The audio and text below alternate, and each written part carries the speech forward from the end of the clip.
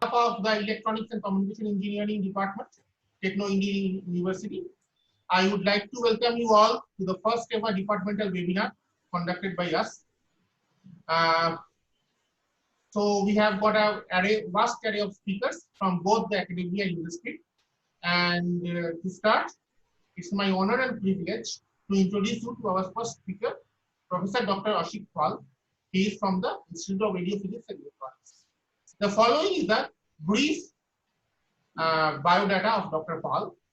Professor Ashik Pal did his PhD from the Institute of Radio Physics and Electronics, University of Calcutta, and joined the institute as a lecturer in 2002.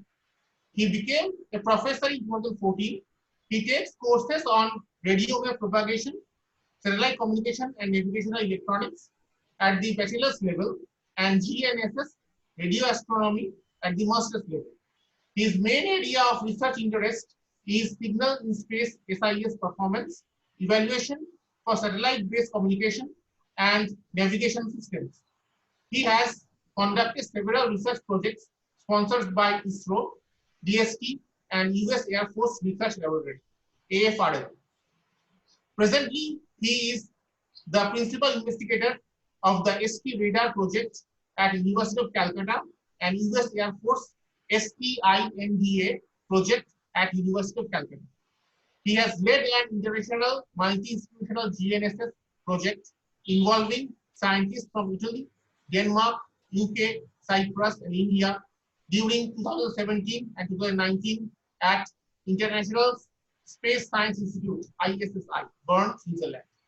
He has more than 80 publications in journals and conferences. His recent research interests cover design and implementation of nanosatellite compatible small form satellite navigational payloads. He is supervising 8 PhD students at University of Calcutta and IIT Indore. He won the URSI Young Scientist Award in 2002 and was the recipient of the Erasmus Mundus Staff Mobility Scholarship of the European Union in 2015. He is a life member of the American Geophysical Union, AGU, and individual member of URSI, the largest international body of radio scientists. He is also a member of IEEE. So I welcome and thank Professor Pal to take some time after his busy schedule and illuminate us about the recent research in his area. I now request Professor Pal to take the stage and start his presentation. Thank you very much.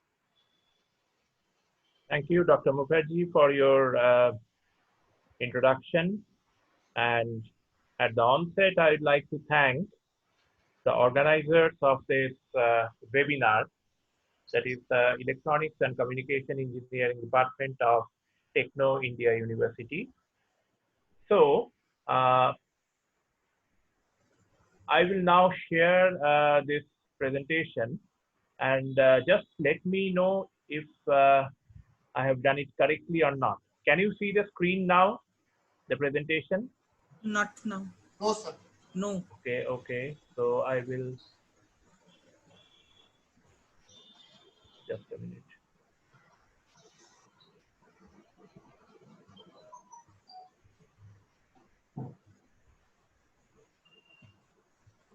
Previously I was sharing, just a minute.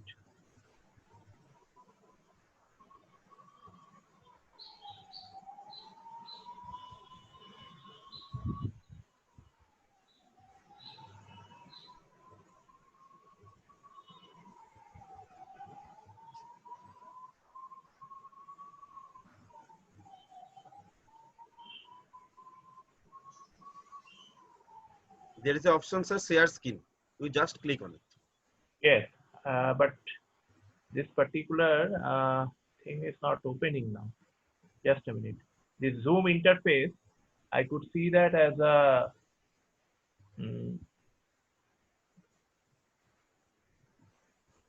I could see that as a small icon.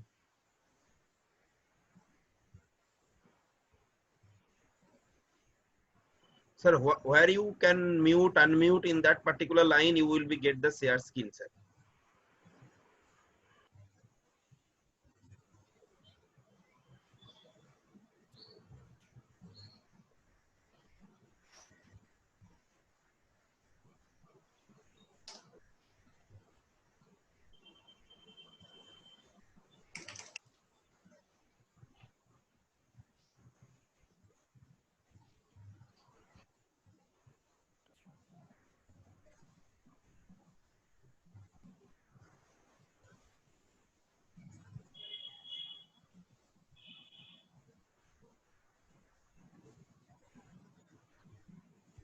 Can you see it now? No, sir. No. Okay.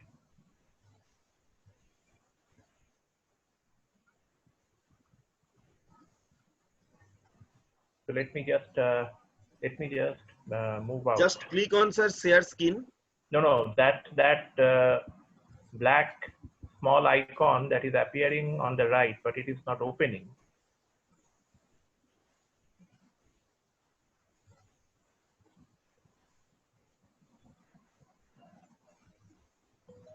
I will just leave this meeting and then join once again.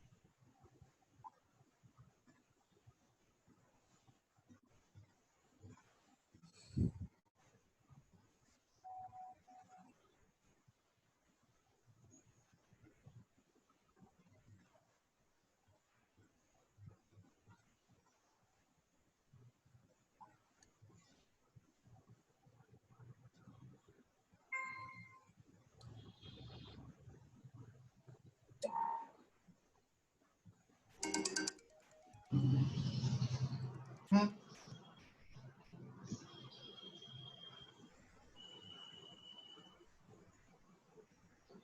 Sir, can you try now? Hello.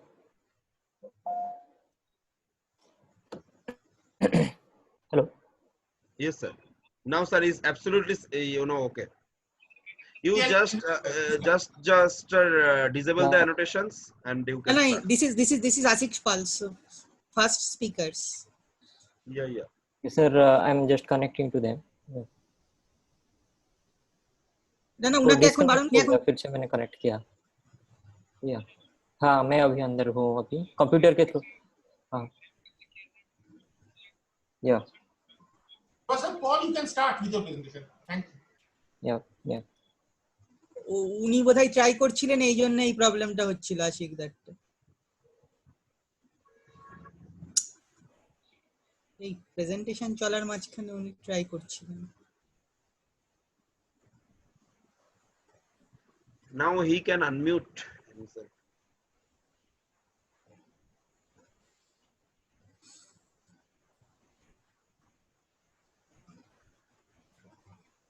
Okay.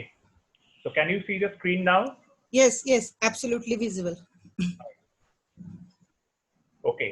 So the Sir, first you go to the more section, whatever I told you previously, and disable the annotations. yes, I have done that. Okay, no issue. So then you go to the slideshow mode and you can start.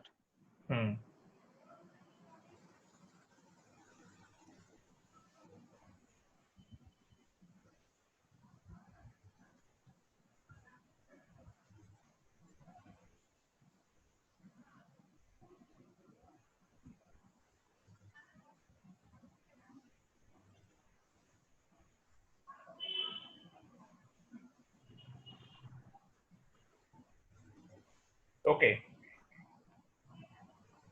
So the screen is now visible, right? Okay. Yeah. Yes. Okay. So the title of my talk today will be application of high power active communication devices. Now this is a topic which, as ECE, it's not,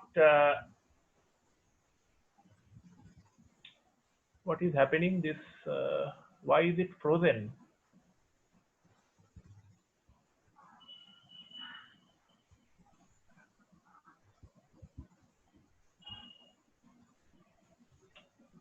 The slide is not moving.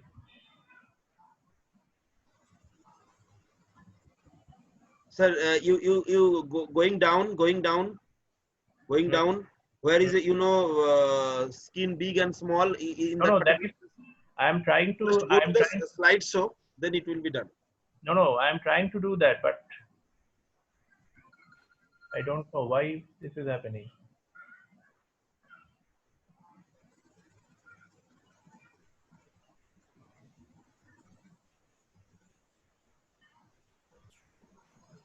Sir, you please go on to the PPT. That should work. Yes, I am on the PPT itself.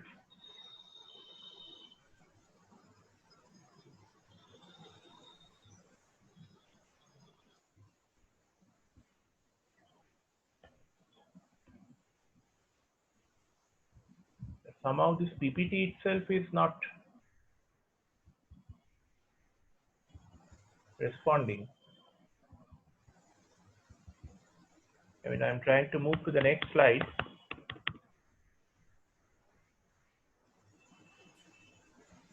And you can close the PPT and reopen it, probably.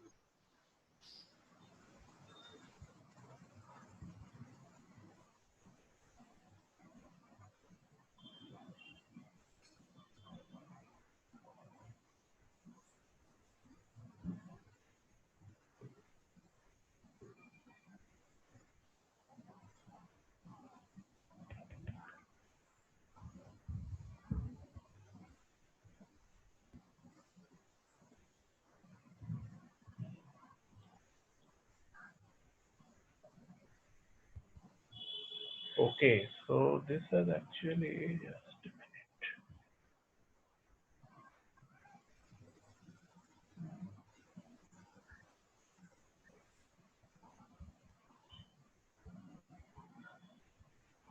Okay, fine.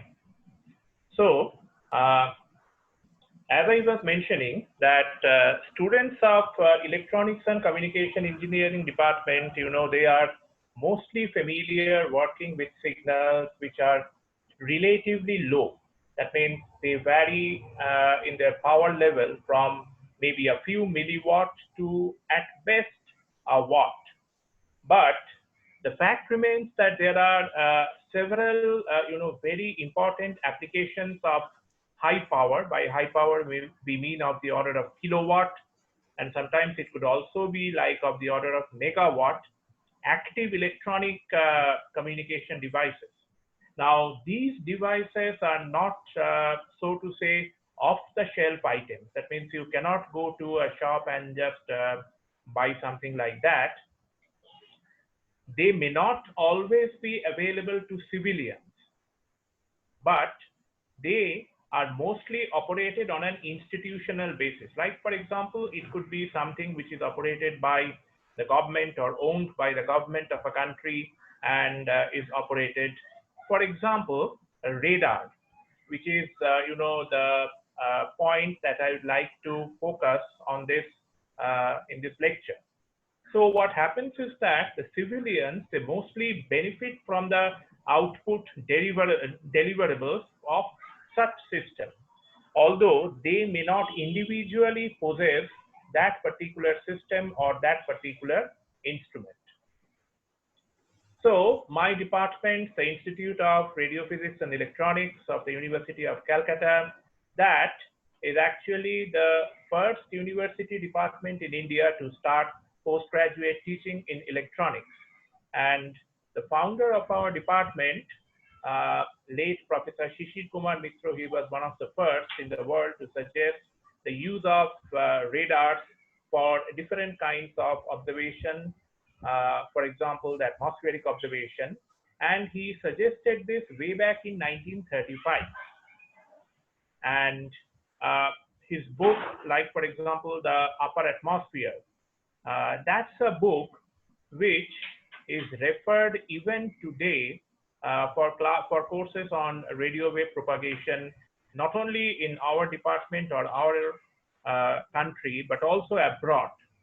So the important thing to understand is that these kind of high power devices, he was one of the pioneers in India, because we have to remember that when he had made his observations way back in the 1930s, 40s, sometime around that, there were not very many, readily available instrument or equipment or components in the country. So one of the places where we have a sizable amount of such high power active radio communication facility is a field station, which is known as ionosphere field station. of the department, which is located near Kollani in North 24 Parganas. It is just next to Bidhan Chandra Krishi Vishwavidyalaya, BCKV, and also very close to ISAR, Kolkata. So there he established one of the first manual such high power atmospheric sounding system. And by high power, we mean that it was almost more than few hundreds of kilowatt in those days. He established that kind of, he assembled that instrument way back in 1954, and he established it at the field station in 1956. So that particular instrument and its succeeding generations of such instruments, they were operated on a regular basis till about 1976. And the evidence of their operation lies in the fact that if somebody is interested, they could also go to the Space Physics Interactive Data Resources. That's a website which is maintained by the National Geophysical Data Center of Colorado, USA. So all the data that is also available, as we could see, up to 1976. But thereafter, because of the paucity of spares and other issues, the operation of this high power instrument stopped. Now, modern day ionosondes, this particular device incidentally is referred to as an ionosonde. Okay, whenever we find the term sonde at the end of a instrument, it essentially means that it is a sounding device. So the modern such devices, they operate at levels of maybe 700 to 800 kilowatt, and sometimes even more than 1 megawatt, and they provide a host of parameters.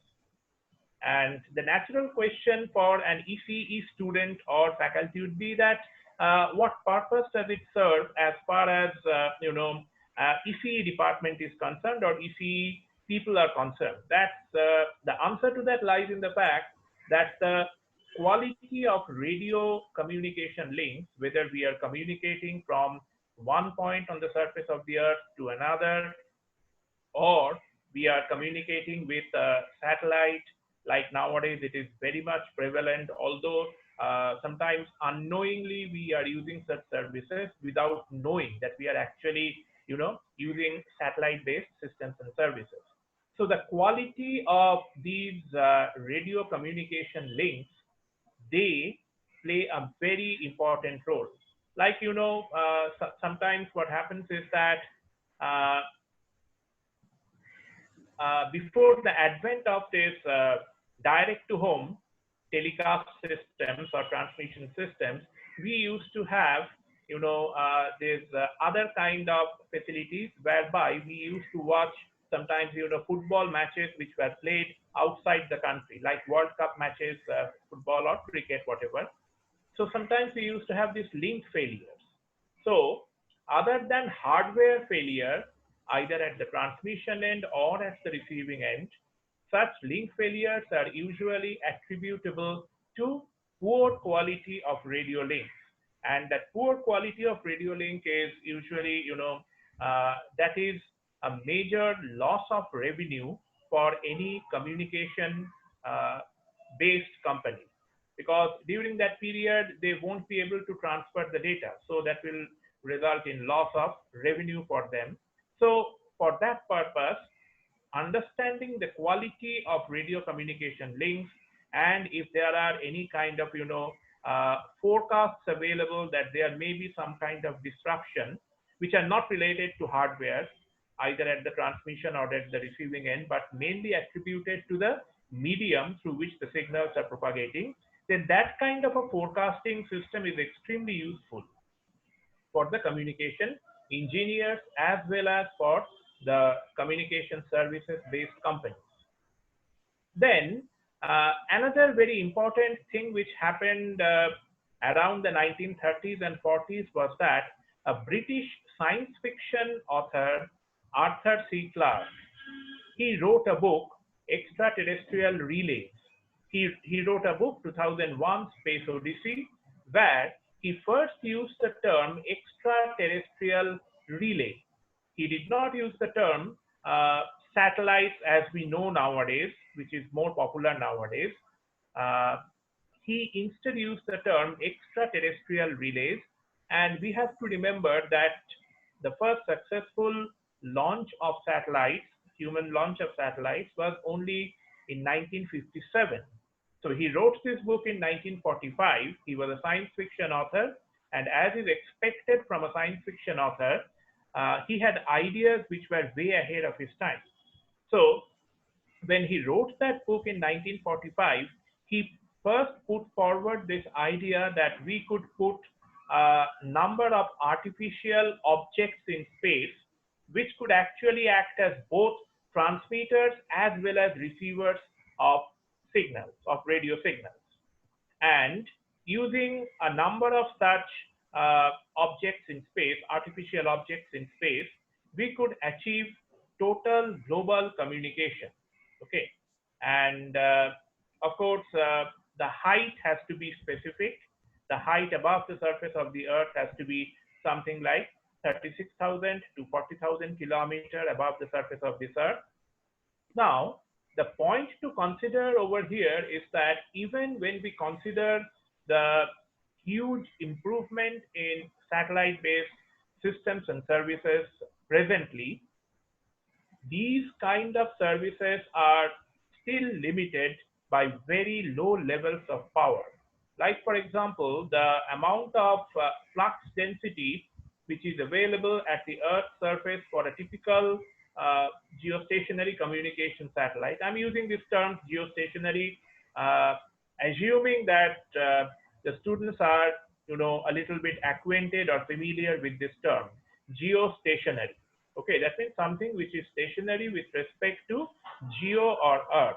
Okay, so these kind of satellites, they have a very low level of input power available at the receiving end, which could be something like only about minus 127 dB watt per square meter. And if you convert that into effective power, that will be something like 10 to the power minus 12 to 10 to the power minus 15 watt only. So at that level of power, which is extremely low, no electronic circuitry could work. So there has to be some kind of amplification of the received signal, and that amplification is often achieved using some preamplifiers. But before the preamplifier stage of the receiver, you need to have a large aperture area of the receiving antenna. But then again, having single large aperture antenna is, you are physically limited by the mechanical design of that antenna. I mean, one can at best have, antennas which are like a few meters or a few tenths of meters across. That means having diameters of 10 meters, 20 meters, or something like that. But to have antennas which are like 45 meters, 50 meters, or 100 meters, there are very few examples, but they are not used for communication purposes. Instead, people use nowadays very small aperture terminals or such other devices. So, as I was saying, that the received power from a satellite on a receiver, which is on the surface of the Earth, is something like this, 10 to the power minus 10 watt maximum. So there has to be significant boosting up of the signal. Of course, there are techniques when like the spatial frequency reuse technique or polarization frequency reuse techniques, which are used in satellite communication for overriding this kind of problems. So the signal in space performance, that means when we have all these signals, radio signals coming to a receiver, and these receivers, they are no longer simply confined to the high-tech industry or to the development of some university system. It is not. Even common people nowadays, they are using different kinds of satellite-based systems and services. And one of the major medium-induced effect which affects the performance of these radio signals in space is what is commonly known as space weather effect. That means weather we understand, that is terrestrial weather we are more familiar with. That means whether it is going to rain today or whether there will be a storm or something like that. But space weather actually means that the weather right from the sun onto the surface of the earth, whether this entire distance or this entire medium has got any role to play as far as the performance of satellite-based systems and services or radio signals is concerned. But these are all, once again, very low power applications. Okay, as we could see that the amount of power which we are talking about in case of satellite signals is like 10 to the power minus 10 watt maximum, something like that. So a most prominent effect of these kind of space weather impacts will be the deep power fade outs, and the deep power fade outs in the received signal, which often results in the receiver losing lock of the signal. And this can have very serious life threatening consequences. For example, when an airplane is landing or taking off, during those phases of flight, if the airplane in the if the cockpit of the airplane is equipped with a receiver which is using some satellite based signal rather than ground based air traffic control signals, then if those satellite based signals they suffer even power fade outs of a few seconds, maybe 10 seconds or 20 seconds, then that could have very serious life-threatening consequences, because the airplanes are moving at a very high speed, something like 700 to 800 kilometers per hour. During takeoff and landing, it is less, maybe at about 200 to 300 kilometers per hour, but still it is sufficiently high. And if loss of signal, if the pilot cannot communicate for 10 to 15 seconds or even 5 seconds at a stretch, then that could have very serious consequences. So when I speak about these topics, very often the students ask this question that, sir, what has it got to do with electronics and communication? I am studying this topic. So why do I need to know, as a communication engineer, why do I need to know about all these facts or all these issues? So I tell them that you need to know because when you are working at the application level, then you need to have a proper understanding that other than the hardware failure at the two ends of a communication link, that means at the transmitter and at the receiver, other than this technical difficulty, whether the medium through which the signal is propagating has got a role to play in deciding or determining the quality of the radio link that you are working with. And so in our latitudes, that means India is a country which is in the equatorial region. We know that in the globally we are in the equatorial region. So we have a very moderate or temperate climate, but in different latitudes, say for example in the high latitudes, the effects of these kind of medium induced effects are more severe. Like you can have a complete failure of the electrical power grid, and that did happen. I will just cite a few examples also of reported cases where this kind of very damaging effect has been observed. So some of the reported cases we could see over here dates back from very long back, from 1940 onwards.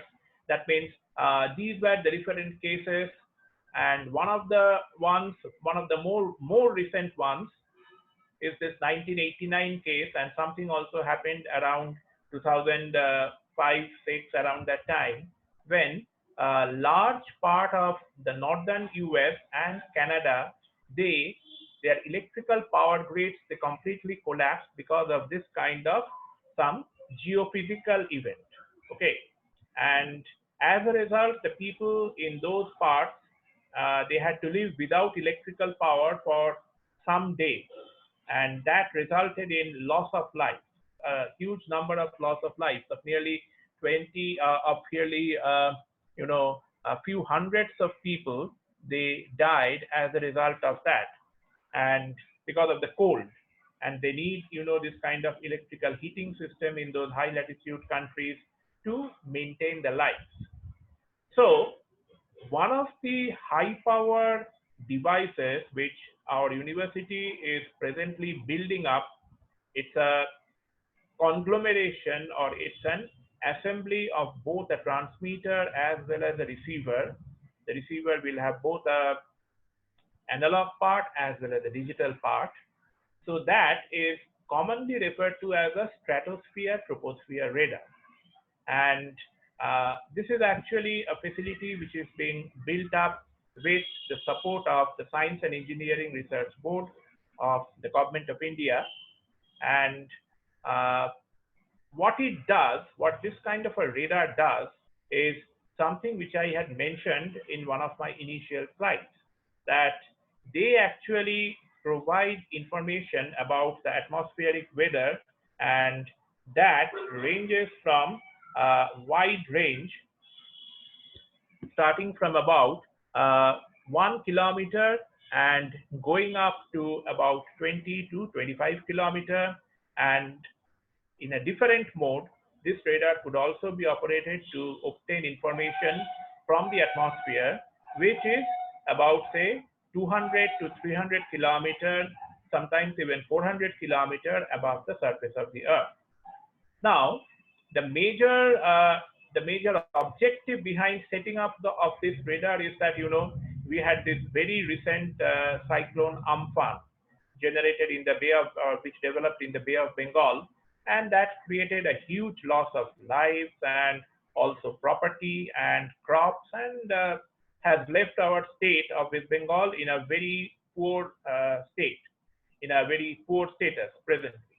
So if we have some kind of improved understanding that this kind of a system, there is a possibility that this kind of a system is developing, and we could take preventive action for that, then that would result in a loss of huge reduction in loss of life.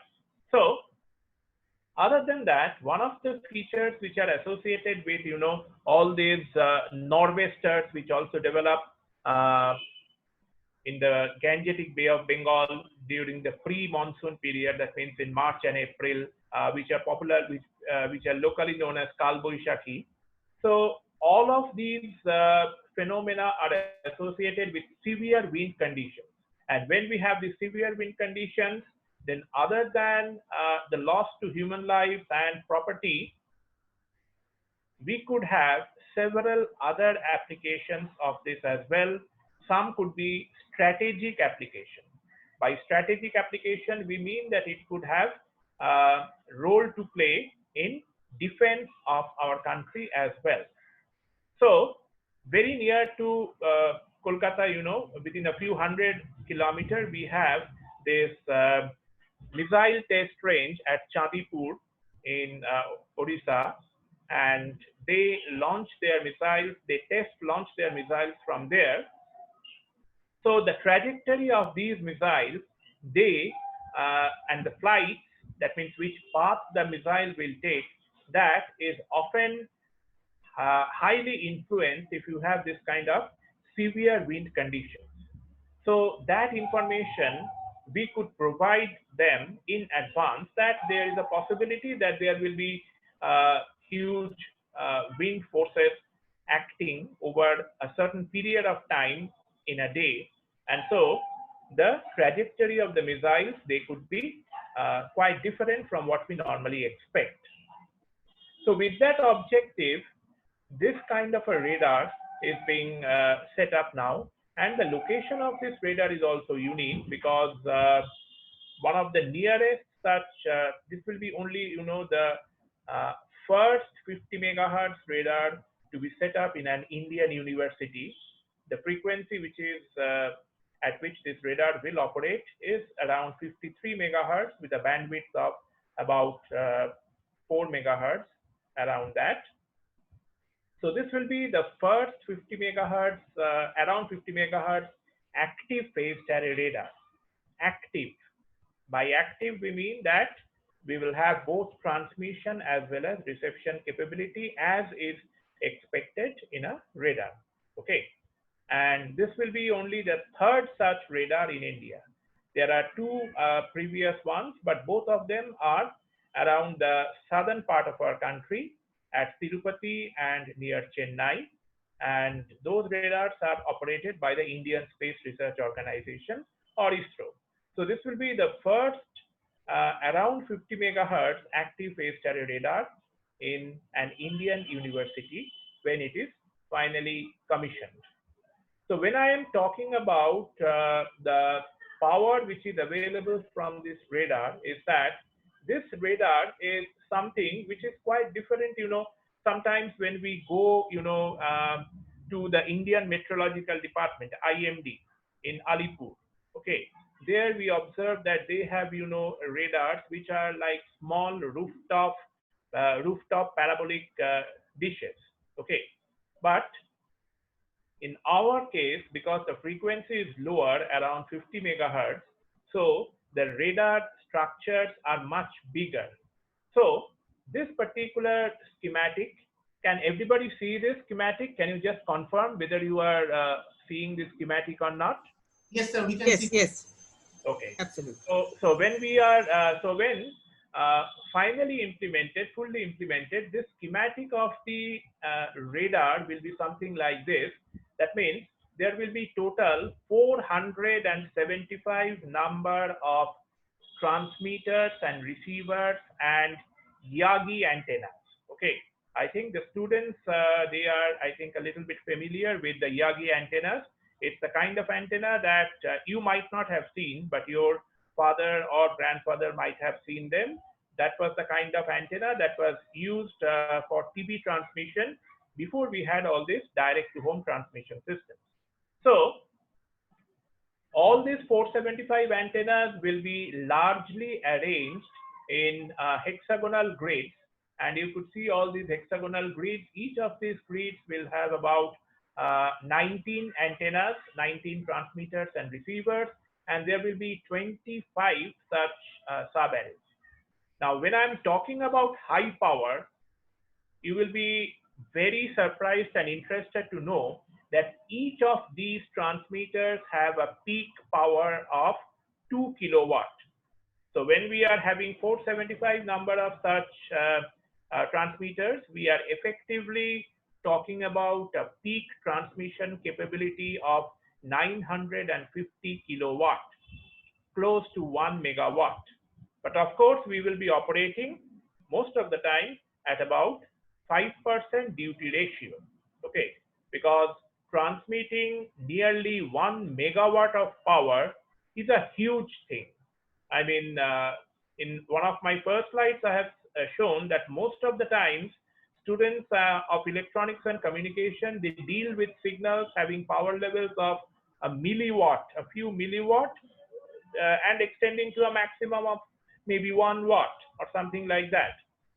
But here, this active electronic transmitter and receiver assembly is capable of handling power of close to 1 megawatt. So the question arises that when we are dealing with that huge amount of power, then we expect, or the question should be that why do we need that huge amount of power? The answer to that lies in the fact that we have to provide information from height coverage of up to 20 kilometers, and the resolution is also fantastic. You could see that from the surface of the earth, you could watch something which is happening 3 kilometers above the surface with a resolution of 50 meters. Okay, 50 meters is something like 160 feet. Okay, so from the surface, 3 kilometers up, you will be able to look. So if we could just visualize this thing in the, say, for example, in the optical domain, okay, not in the radio domain, then some of the example could be a plane after taking off is at an altitude of, initial altitude of, say, less than 2 to 3 kilometer, about 2 to 3 kilometer. So from the surface, if you were a Superman or something like that, you will be able to see the body of the plane 2 to 3 kilometer above the surface of the earth with a resolution of about 150 to 160 feet. Okay, so that is the kind of analogy. It's an analogy. Please understand that optically it is not possible in the optical domain. It is possible in the radio domain that we could have this kind of high resolution and high precision. And the average power aperture product you could see that is also huge. That is of the order of 10 to the power 8 watt meter square. Okay, and another first of this system will be that it will be a 25 channel, having 25 channel throughput from 475 antennas at a time. That's a huge task. I mean, initially, even many of us were not sure that what it actually meant, because the volume of data that we have to handle will be enormous. Like, for example, one of these arrays, one of these sub-arrays, as you could see, one of these hexagonal grids is known as a sub-array. So only one sub-array, if operated continuously for about maybe the whole day, then each hour it generates about close to 500 MB of data each hour. So if you operate that over maybe say 10 to 12 hours a day, and if you consider 25 sub-arrays, then you are possibly talking about a few, at least, 70 to 80 GB of data per day. So that's the kind of data, level 0 data, of course, that we are thinking of. So as of now,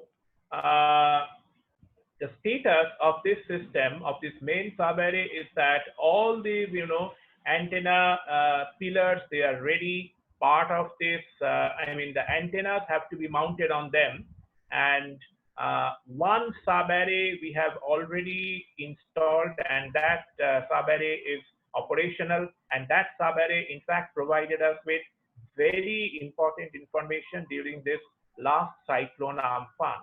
And none of the other facilities in the eastern part of the country, other than the IMD observations, they were operating at that time of the cyclone.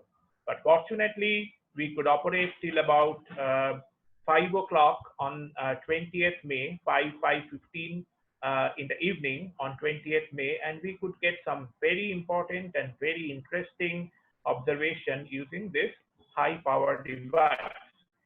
So this facility is also, geotagged. That means if you just go to Google and type ST radar pilot array, then possibly you will get the direction of how to go to that site. Of course, I'd request Dr. The head of the department of ECE, if they are interested, then after this present, restrictions due to COVID is lifted, then they could plan to visit with the students one of the days, maybe around the end of this year, to this facility when things will be at a much more advanced stage, because it will be a very big, national facility, and the first of its kind in the entire eastern and northeastern parts of the country. So the students, they should try to take advantage of this kind of a facility and try to visit that. So this is just some kind of a overall map of the facility which is coming up, and this is just an artist's impression, of course. So as I was mentioning, that one of the tragedies of this kind of high power devices or applications in India is that they they do not exist with the common man, and most of the time during this kind of severe weather condition, like for example the cyclone Philene, if you may remember that happened a few years back. So during that cyclone also we had to depend a lot on these images which were provided by NASA. Okay, so they were not our own generated images.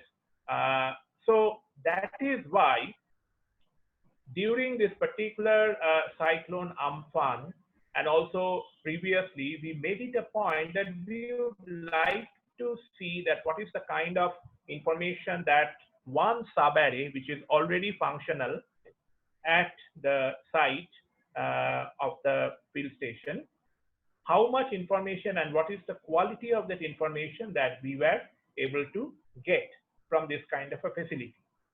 It was like some kind of a validation exercise. That means you build something, you build a small prototype, and then you try to see that whether what you have built is giving you some kind of correct information or not. So for this cyclone Amphan, which struck our state on 20th May, so IMD gives us the trajectory of the cyclone, something like this, and the location of our radar is noted here with this red triangle over there. So as we already know from IMD as well as from the newspaper reports and other media reports, that the wind speeds, they were mostly in the range of 120 to 140, sometimes even going up to 155 kilometers per hour as per IMD observations. So we also made measurements during this particular cyclone, and we also found that if you just take a closer look at these plots, the velocities are of two different kinds which are provided by this radar. One is known as the zonal wind, that is along the east-west direction, and the other is the meridional wind, which is in the north-south direction. So these values are mostly given in terms of not in miles per hour, in kilometer per hour, but in meters per second. So we obtained values which were like 36 meters per second for the east-west direction, which was something like 130 kilometers per hour. We have to remember that we could operate till about 5 o'clock, because after 5 o'clock there was a power cut in that area, and so we could not continue our observation during that 5 to 7 or 8 in the evening, when the cyclone was more severe. And then the meridional winds in the north-south direction, they came out to be something like 31 meters per second from our observation, about 110 kilometers per hour. And then on that evening, we also found, all these kind of very beautiful images. And you could see that we were having these images, for example, this top plot, this is the range, which is closely related to this is the range of the radar. That means the range up to which the radar is giving us information. And that is reliably up to 6 kilometers. Say, for example, presently with only one subarray. When the entire radar with 25 subarrays comes up, we will be able to go at least up to 20 kilometers. So with this 6 kilometer, up to 6 kilometer, we could see that these different colors, they indicate what is the strength of the received signal. And the color index on the right, that shows the strength of the different signals which were being received from the atmosphere. And we could see that all these very, strong signals also coming from the lower heights, because there were a lot of, targets. By radar targets in this case, we mean the clouds and other structures from which the radar signals were getting reflected back. So this was, a very interesting and important observation for our pilot array.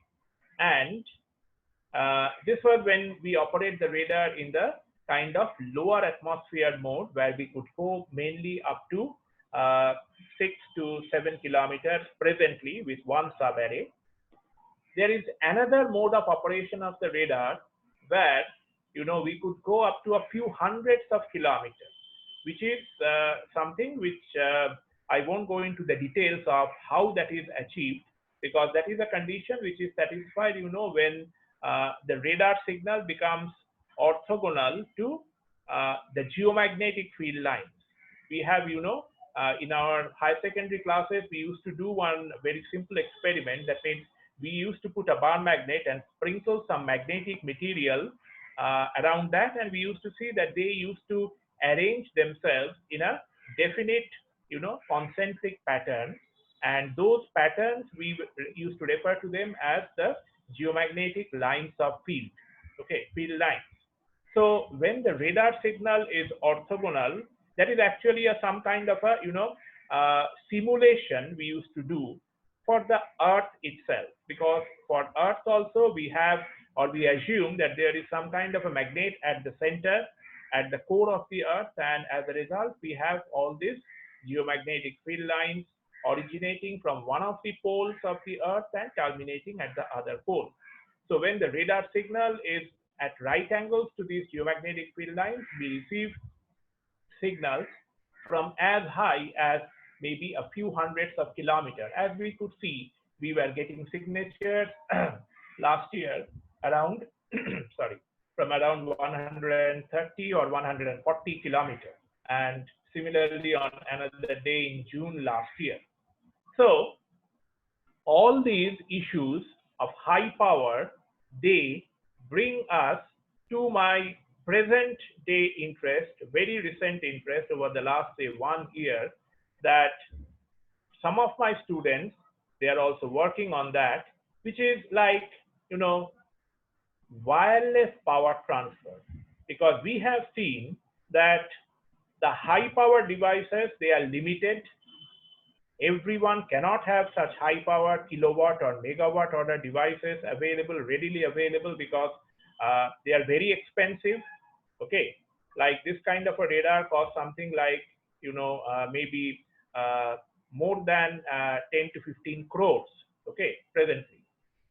So we should instead target or try to develop something which will result in much more compact, small form, and low power and less expensive devices or services for the common people.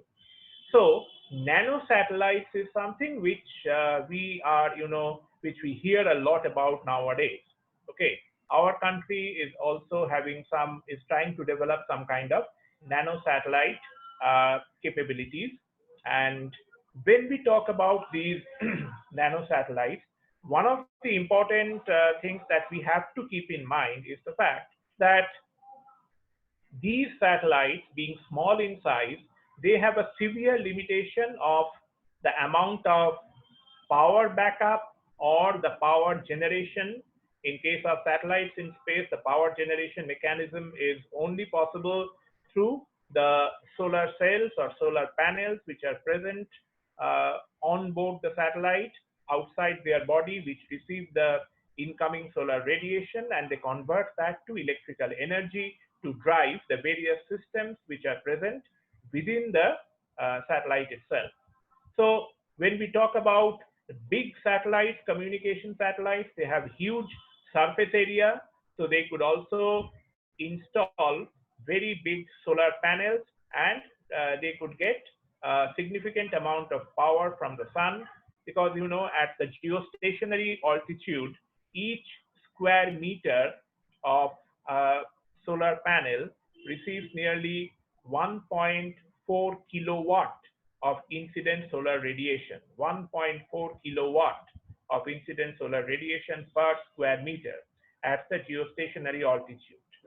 Not all of that is converted to electrical energy, because we know that the conversion efficiency is still at most about 15% to 20% near the beginning of the lifetime of these solar panels, and they gradually decrease. But in case of nano satellites, the size is small, as the term nano says, so the surface area is also small, and so you cannot put very big, kind of solar panels on them to provide them with the power. So the idea is that how do they get the power? The question is, the problem is, how do they get the power? And that too, it has to be, a small form so as to fit within the dimensions of the nanosatellite, and it also has to be low cost.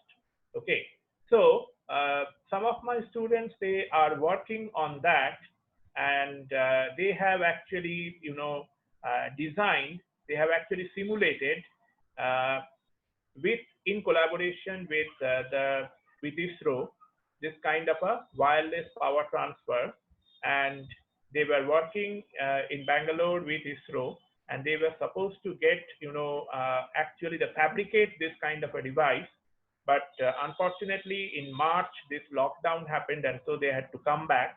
Hopefully they will once again, resume sometime towards the end of this year on actual fabrication of this device. So the idea is that they did some initial calculations to understand that suppose if you have, if you assume that a nanosatellite is at an orbital altitude of about 1,000 kilometers above the surface of the Earth with a radio frequency transmitter at 1 kilowatt, okay, and if you assume the radius of the Earth to be about 6,400 kilometers, then to receive a power level, we need to have at least, this huge amount of power, okay, which is not possible. 6.88 into 10 to the power 11 watt, okay, that's unthinkable. So what we have to do is that if we consider only a 6 satellite constellation, okay, this calculation on the right is for a 6 satellite. Instead, the idea should be that we have to increase the number of satellites so as to bring down the amount of satellite, amount of power per satellite.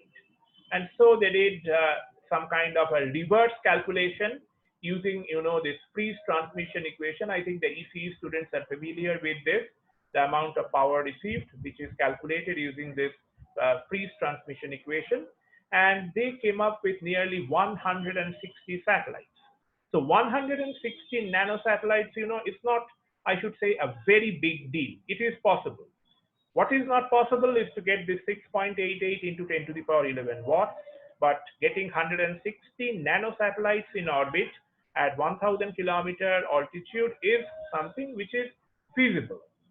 So their task, the next task was that when you have 160 satellites in orbit, you need to maintain their position extremely precisely and accurately. If there is any kind of, loss of control on these satellites, there will be collision among them and they will be completely destroyed. So what is necessary is that on board these nanosatellites, we need to have some kind of low power and inexpensive and portable satellite navigation tool, which will be able to track the position of these satellites and transmit that information to the ground station, so that the ground station at every instant of time, it could monitor what is the present location or status of this particular satellite. And so the kind of antenna which they have to use, they also simulated that, and hopefully they will be able to fabricate that sometime later when they are once again able to go back to ISRO. And so finally, I'd like to mention that they have also, conceptualized this kind of a structure whereby, the entire nanosatellite structure will be some kind of a 3D pentagonal structure, and the entire outer surface of that will be covered with this kind of solar cells, and they will be able to provide the necessary amount of power for this kind of a small nanosatellite, and they will be able to ground from the ground, they will be able to control the location of these satellites also. So I started with some of the high power devices like, this ionospheric sounding system, that was built way back in the 1930s and 40s. And then I discussed about, the communication satellite and now the nano satellites. And in all of these nano satellites as well as communication satellites, we found that the power, the received power is a big problem. And for nano satellites, driving the machinery, the onboard payload in orbit is also a challenge until and unless you are able to come up with some kind of a, portable solution for that, low cost and portable solution. But the high power devices which are active like a radar, which is a which is an assembly of both a transmitter as well as a receiver, they are not available to every civilian. That is also not expected, but their output deliverables, like for example the Calcutta University radar which is coming up, we will be able to provide prior information of this kind of a severe weather. That is a very important application of this kind of high power active electronic communication devices, and it will come of use to the entire society. So high power devices also have a major role to play, because nowadays, the major emphasis is on low power portable compact devices. They are extremely efficient nowadays and is the need of the hour, but at the same time, these high power devices, active devices, they also play a very important role. The students of ECE, they should also try to understand and grasp that what are the principles and what are the areas of application of these high power active communication devices. So thank you. So thank you, sir, for your lecture. So if there's any questions from the students or the faculties, I request them to raise their hands so that I can answer.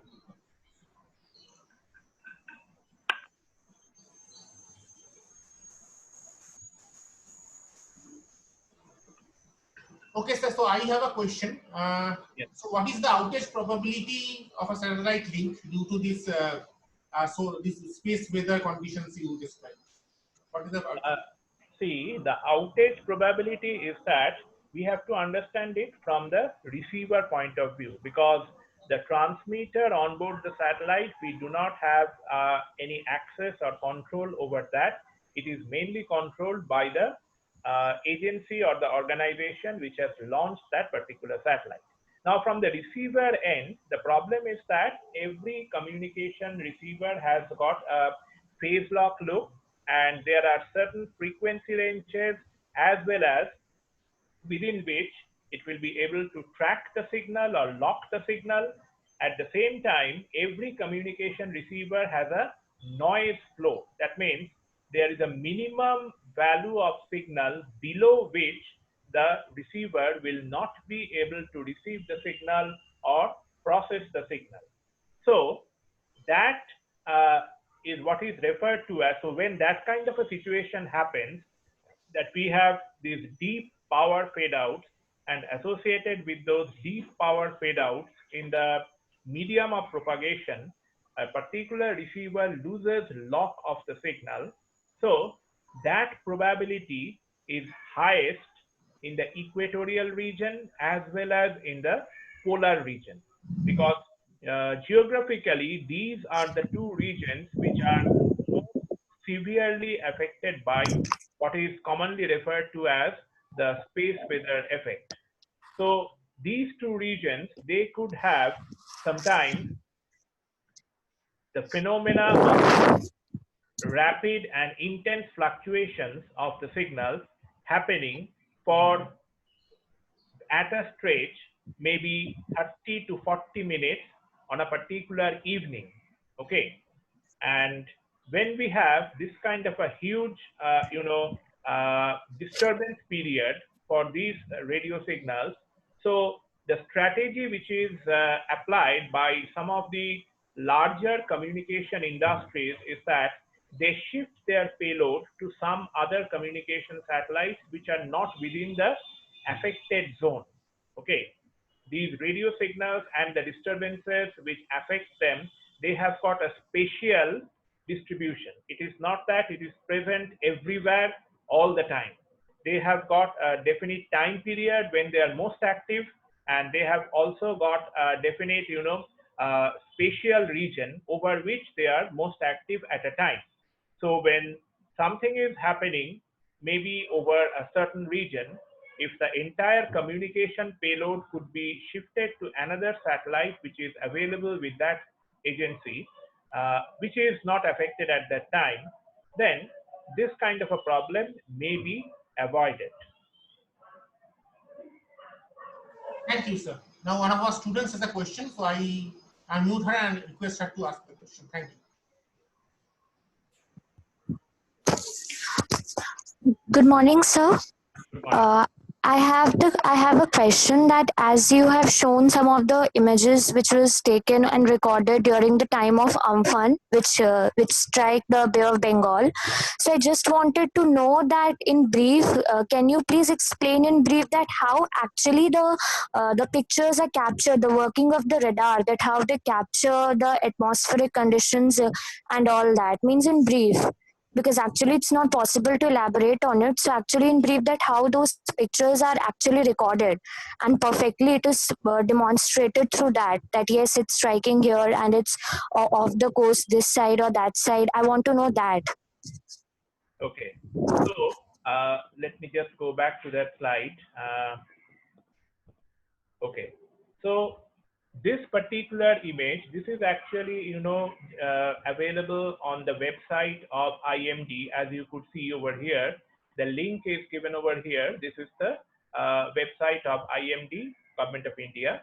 So they actually provide these tracks on the basis of a model, some models which they have. That means if there is some kind of a disturbance being generated, by disturbance we mean that in this case some kind of a temperature pressure fluctuations taking place, and that leads to some kind of cyclonic circulation over the Bay of Bengal, or sometimes also over the Arabian Sea. So based on that origin or the zone of location of that disturbance, they have a model using which they are able to predict that what will be the expected trajectory. Okay, so as you could see that, as we have also experienced previously, that many a time there have been predictions that there is a cyclone and it is going to hit the coast of West Bengal, but actually it got diverted and went either to Bangladesh or to Orissa, some of these things. So that means that trajectory, that is only some kind of a estimate of what it may happen, where it may strike. So that mismatch happens because we do not have very extensive ground-based observations. As I was showing that most of these observations are satellite based, like for this cyclone Phylline also. So in this region, the entire eastern and northeastern part, this kind of high resolution radars are very few. We are the only one who are operating around 50 megahertz. There is one in Guwahati which is operating around 200 megahertz. The problem is that as you go to higher frequencies, the level up to which you could accurately make the measurements, like in our case, I have shown that we could make measurements with 50-meter resolution up to the first 3 kilometers. So that values, they change. Okay, so as you go to lower frequencies, say around 50 megahertz, or sometimes even less than that, 30 megahertz or 40 megahertz, you are able to make the measurements on a more accurate basis. So the more accurate the measurements will be, the greater will be the accuracy of the projected trajectory of any such future cyclones. That means, because you have to understand this from the infrastructure point of view, that you have a warning that a cyclone is going to strike maybe the coast of West Bengal, and you rehabilitate a huge number of people as a precautionary measure, and then it gets diverted. Of course, the safety of human lives is of primary concern, but the inconvenience which is caused to these people, that means you rehabilitate a few lakhs of people from their own home, and then you have to once again take them back to their home. So that kind of a situation may be avoided if you have more realistic and a better prediction which is ground based. Because simply using common sense, we could understand that the satellites are at heights of maybe 800 kilometer or 1000 kilometer.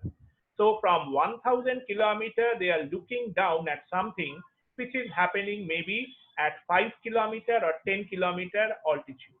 But for ground-based measurements like a radar, we are looking upward from the ground to heights of 5 kilometer or 10 kilometer. So our resolution, our measurement accuracy will be more. You get my point that from 1000 kilometer to 10 kilometer, it is almost like more than 900 kilometer. And from ground to 10 kilometer is only 10 kilometers. So the accuracy of ground-based observations will always be much higher compared to satellite-based images. And these are, for example, not images. These are actually, plotted data based on the recorded values. And these are also plots which have been done by our project staff who are associated with the radar.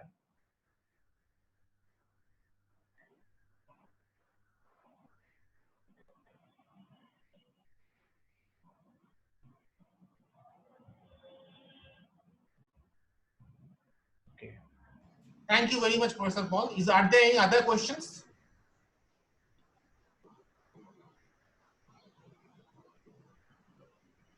Okay, if there are no more questions, I would like to thank Professor Paul to come to our to give this wonderful lecture to our students and our faculties.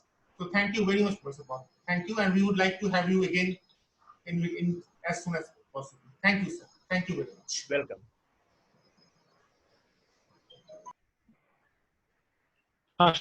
Hello.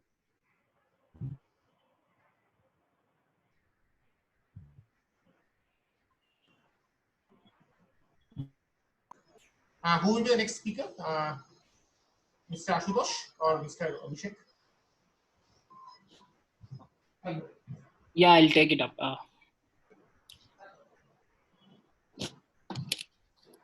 Okay, so I would like to request Mr. Abhishek Pati to present his. Abhishek. Abhishek.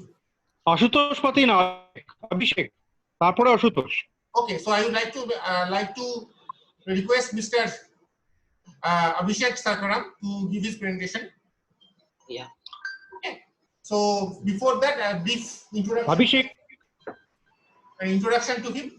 Mr. Abhishek is a big data engineer, AI researcher, and cloud architect. He started his career as fraud analyst for Apple iTunes, then moved to startup life as a big data engineer in Crayon Data, and presently he is working with JP Morgan Chase and Company as a big data architect and AI researcher.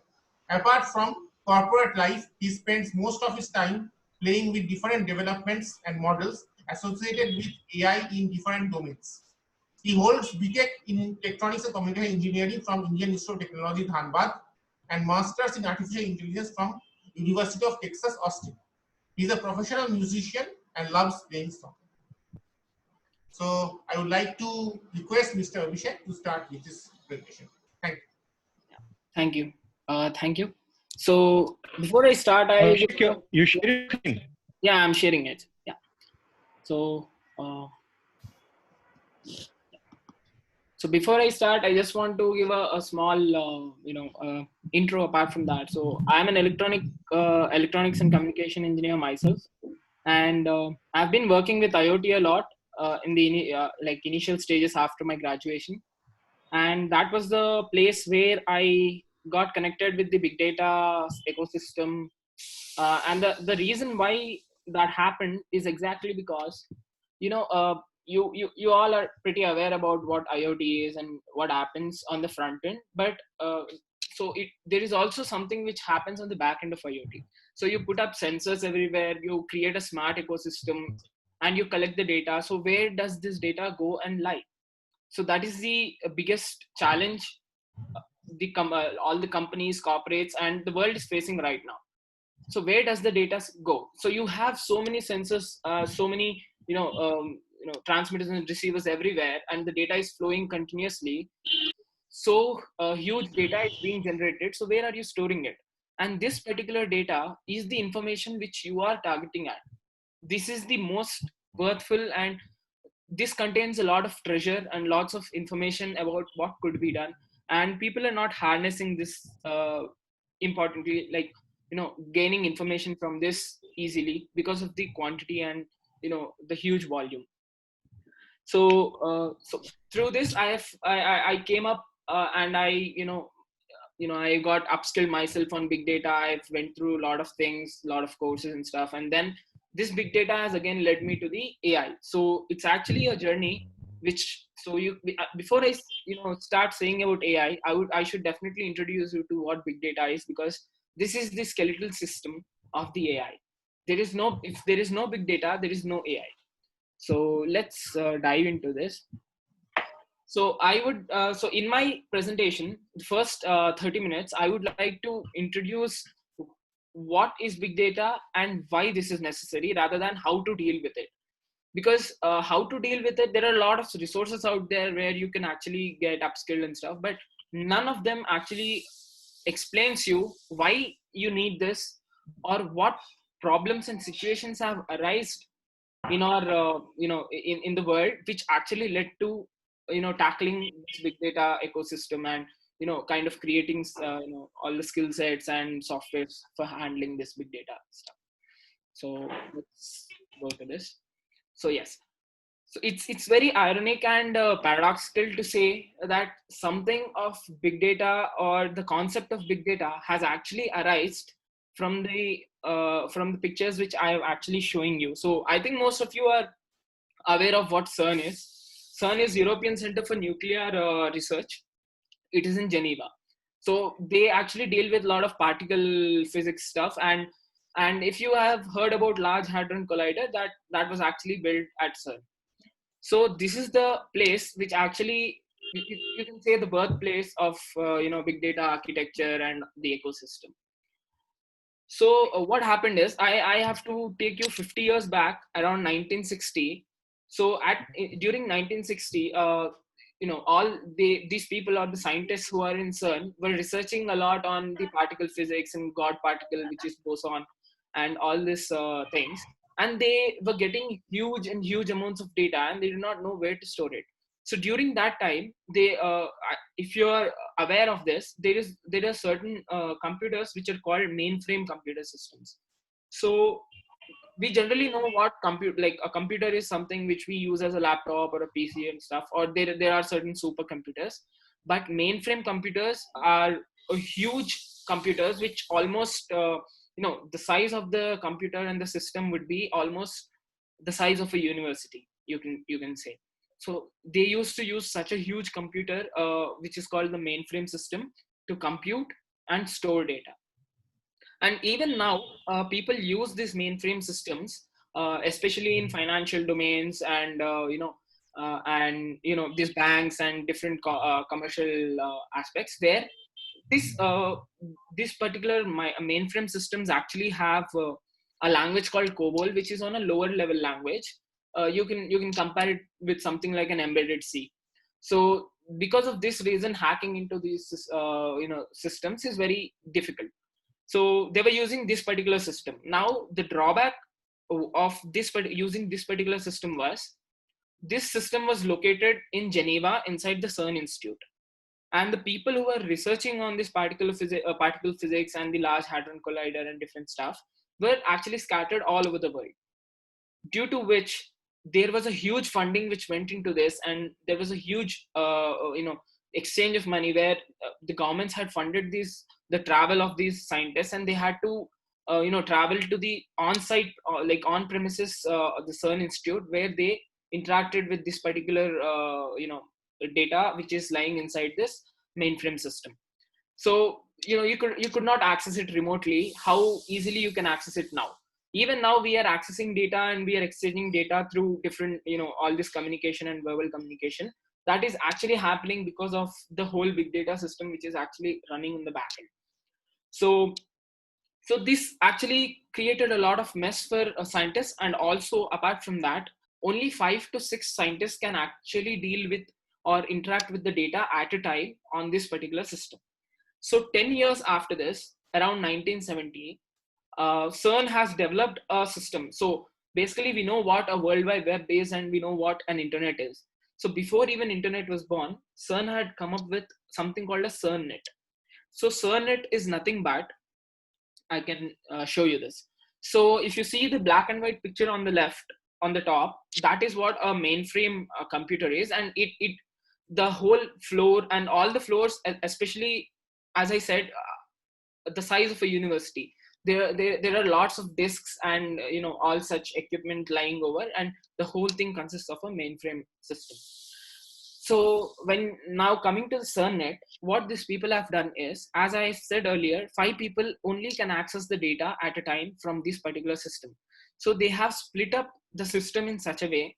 They have developed certain small computers, a set of computers, and connected them intra-networkly. As you can see, they are connected with each other as a pivot, and the mainframe system is a pivot point.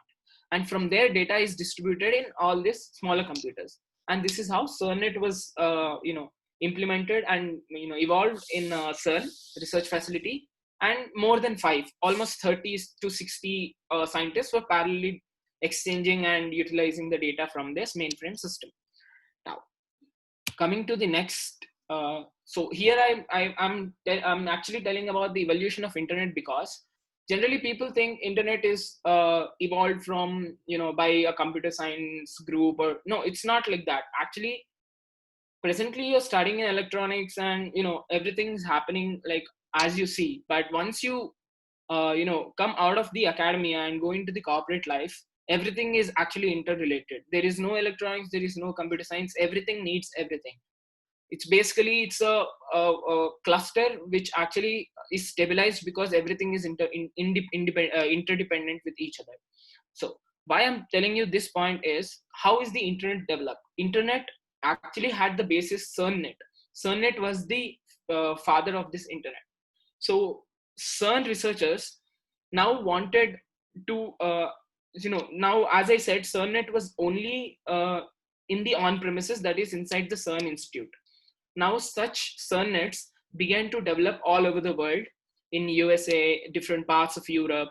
Now the thing is, everybody has their own data, and data somewhere in Bulgaria can be really useful for the research and development for data somewhere in California.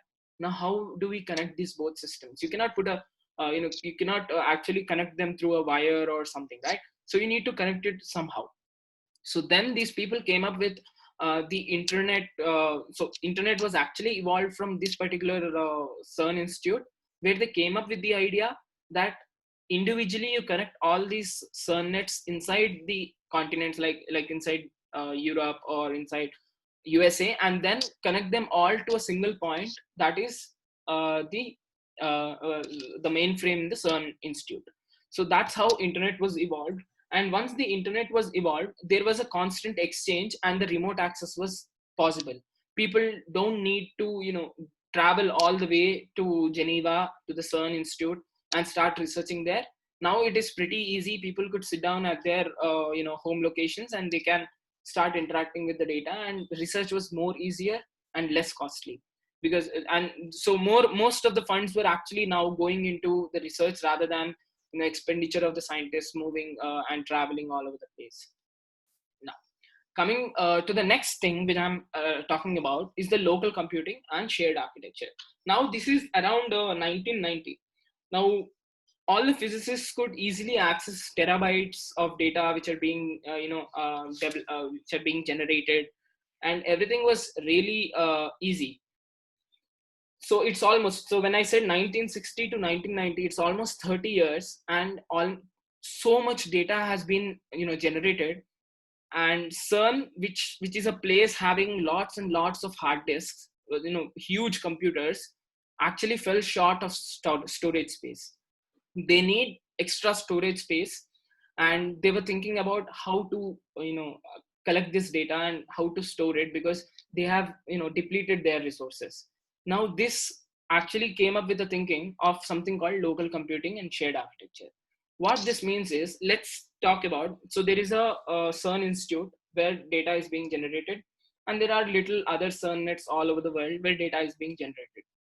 Now, so once all the hard disks are full, they need to store data somewhere. So what they have done is, they have they actually have taken the help of something called local partners. Let's say University of California, or maybe University of Illinois. They have contacted so many universities, use their local infrastructure, use their local computers and local storage space, and started sharing data with each other with mutual trust.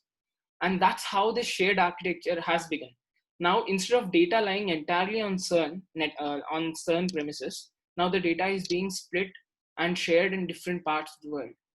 So presently, the data about Large Hadron Collider, or data about different research aspects which are going on in CERN, is actually being shared in various institutes worldwide. So that is the beauty about the local computing, that now storage space which was limited is now actually ever growing. You can always have a local partner, share data with them, use his local resources, and you have unlimited amount of storage space. So that's how this big data actually, thinking about the big data way actually started to begin. Now, so as I said, for sharing data, always there should be a mutual respect, mutual trust, because stealing data is one of the major crime nowadays, because data contains lots and lots of important information. So I'll give you an example. Let's say there is a researcher A from University of Illinois, who is actually uh, you know he's on a verge for a breakthrough development or breakthrough research, and that data is being hosted somewhere, and somebody actually steals that data. So that is a huge, so it's a huge loss for the person as well as the country itself. So there are certain aspects which actually have become a greater challenge for big data. So at the same time, there came an alternative approach. From the picture which I'm showing you, it is called cloud computing. So till now we have discussed hardware, the approach on hardware, how the computers were located on premises and how they were shared. Now, when talking about the cloud computing, so when I say cloud computing, so there are actually systems out there. Generally, people think my system is in cloud. So actually, your system is not in cloud, but there is a certain data center out there. Nobody knows the location of the data center because of the secrecy, because of the you need to protect the data and all. Nobody knows where the data center is, but it is located somewhere, and you could easily access it. And this accessing, or this process is called, or this ecosystem is called a cloud, because you generally don't know the location where the data is, but you can actually access all the data seamlessly. So when this approach came up, so lots of businesses, lots of corporates actually were interested in this, because they could own a data center, and they could use it for themselves. So this is a for businesses and corporate, they don't need to share any data, and data would be in their premises but not in their campus, I would say. So let's say let's take example of Wipro has 2 data centers in USA, right? And all the employees are actually seamlessly utilizing that data center, and seamlessly interacting with that. But they actually don't know which computer holds their data, so that is abstracted, and that way security is being created, and the sharing of the data has actually become really important and less cost effective. Now so I've taken you through the past. Now the question is, okay, you're saying there are lots of data being generated, and I just want to tell you like how and why this much data and how this much data is being generated, right?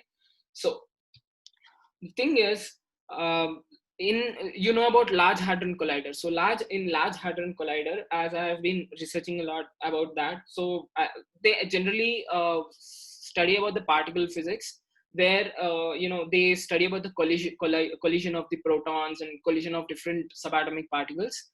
So to study this particular thing, they need to generate these particles and trigger a process which collides them. So during the collision, they need to they almost employ, I guess, 150 million sensors to record that particular collision or capture that particular collision. So these 150 million sensors actually deal or act as a 3D camera. So just think about it. Per second, 14 million. So per second, 14 million images of the collision are being generated, and this has been being generated from 30 years. So 14 million images per second for almost 30 years would, just think about it, how huge the data would be and how costly the storage would be, right? So to avoid this particular thing, the concept of big data has actually emerged. Now, before I before the field, let's say how they are handling this big data. So generally, I don't know if you guys are aware about how data is being stored in a normal, it's generally a course for computer science people, but I can give you a little introduction. So it is called RDBMS, called Relational Database Management System. It is like a simple table, an Excel table, and the data is stored on the hard disk. So that's how data is being stored. So what happens is, when I talk about big data, how exactly this enhances our data storage is, let's say there is a huge data center with almost 1,000 computers or 1,000 hardware or hard disks. So on these 1,000 computers, we store all the data. But initially, as I said, there used to be a single computer, a mainframe computer, and a single computer used to hold so much data, right?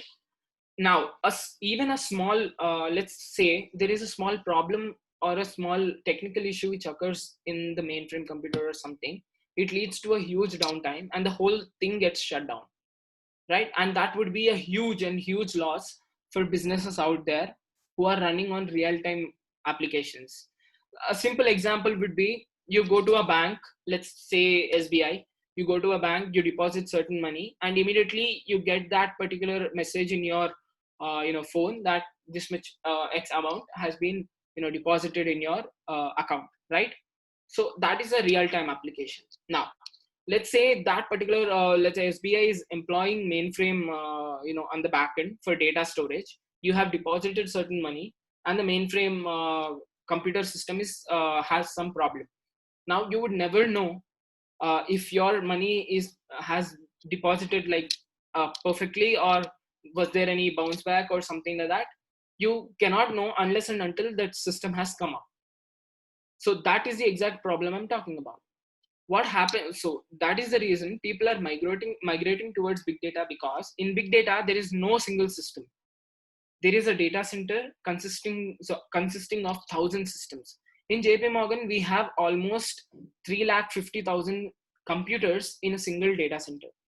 So that is the magnitude when you talk about bigger and bigger companies. So what happens when I'm saying instead of a single computer, I'm having 1,000 computers? Simple thing. Your data is split across all these 1,000 computers. Let's say a single computer has some problem. That will never affect the remaining 999 computers. So that would not affect the remaining computer, right? The data from the remaining computers is seamlessly flowing through. And there is only problem in one particular computer, and you can always restore it, take your time, and bring it back. So there is so this actually helped these corporates out there, big banks, and also big financial institutions, even the meteorological and medical domains, all these people, to actually access data seamlessly without any downtime. And second biggest advantage of big data is the what happened, the computation, right? So earlier I used to have a single computer or a single machine which actually does the computing for all the tasks. Now I have exactly 1,000 different computers, 1,000 different machines which take up the single task and compute it parallelly. Just think about it, right? Let's take a small example. Now I have almost, let's say, 200 million 200 million data of people's name, right? So different names. Now I need to search a particular name out of 200 million names. How fast do you think a computer would work? If I run it on my Excel will hang because it cannot it cannot handle the computation. And a mainframe computer earlier will take 20 hours to do this stuff, because it is a single computer with a single but a high computation power. Now I have almost 1,000 computers, a single task being split into 1,000 computers, and all these 1,000 computers are parallelly processing this particular task. These 200 million records are split into these 1,000 computers, maybe 2 million per, or I don't know, but they split among these 1,000 computers and individually performing this search. So 20 hours comes to 2 hours. That is the magnitude of computation power big data delivers to the businesses and corporates out there, right? The parallel processing and the huge storage available. So generally, this is you can take kind of information which I'm giving to you for people, especially who want to pursue software or coding sometime later. That there are certain different skills which are or the software which are being employed outside in the corporate world nowadays.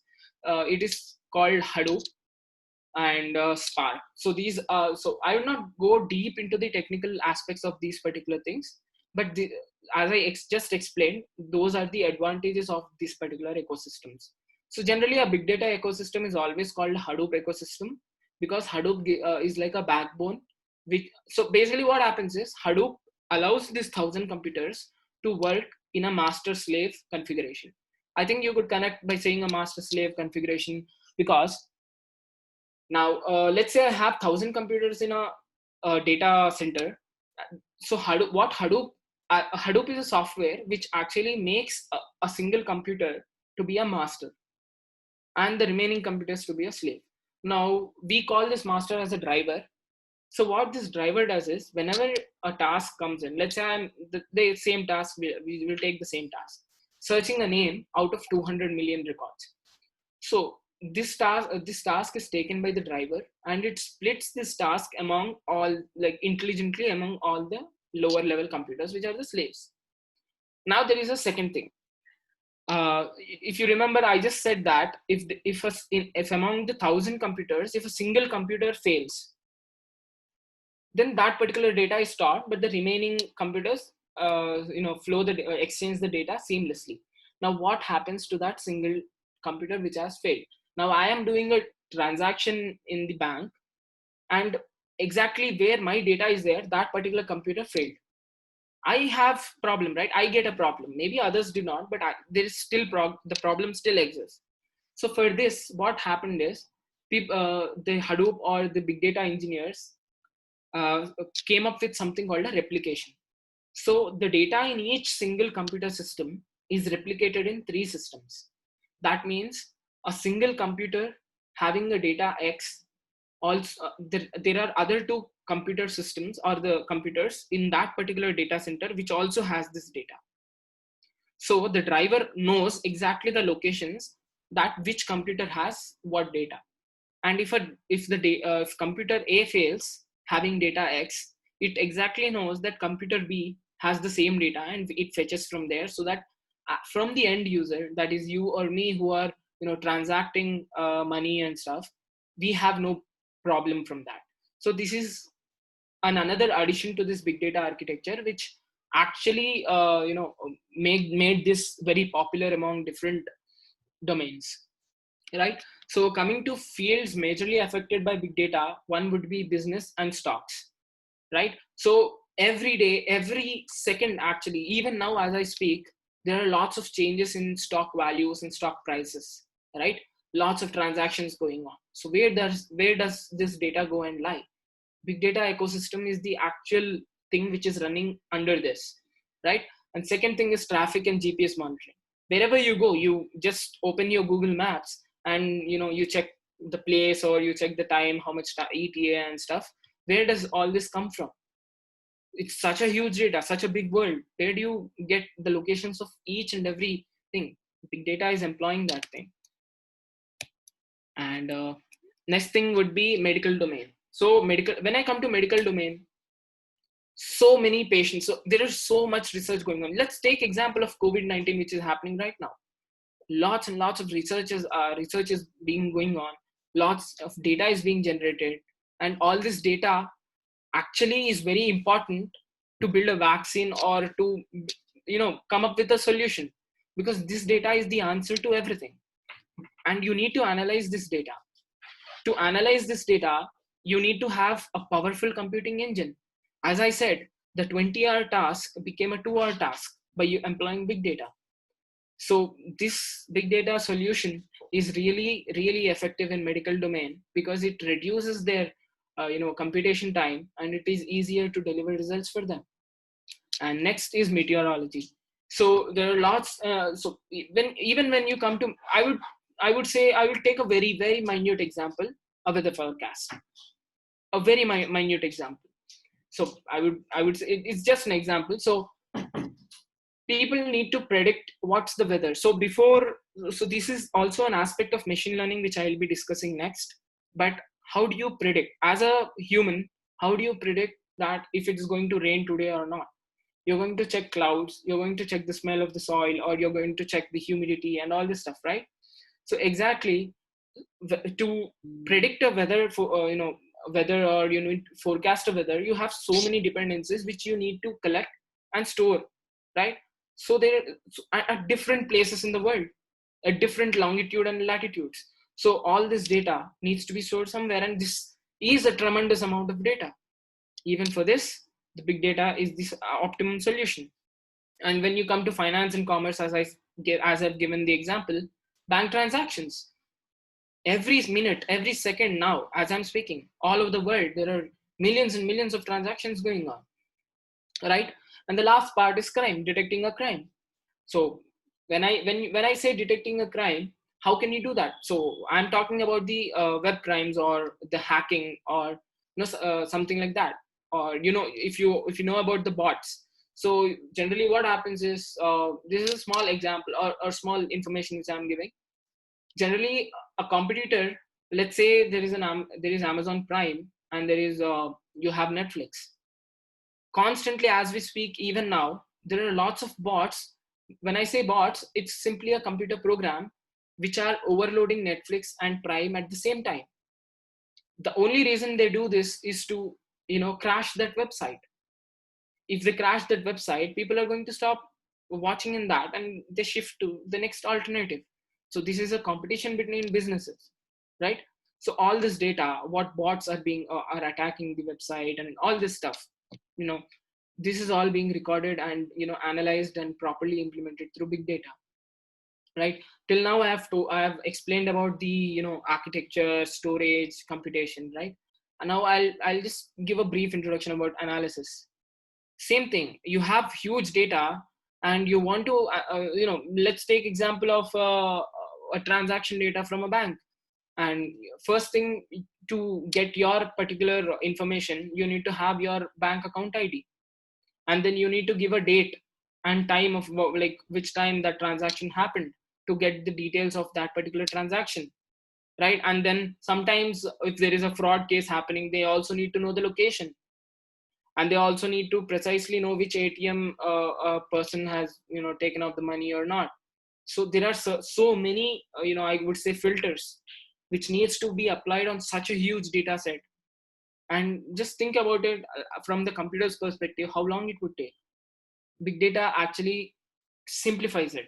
So that is the power of big data, and that is the reason there are lots and lots of corporates out there who want big data engineers but India is actually lacking, I would say, big data engineers. There are not, so the demand for big data engineers is far, far greater compared to the supply.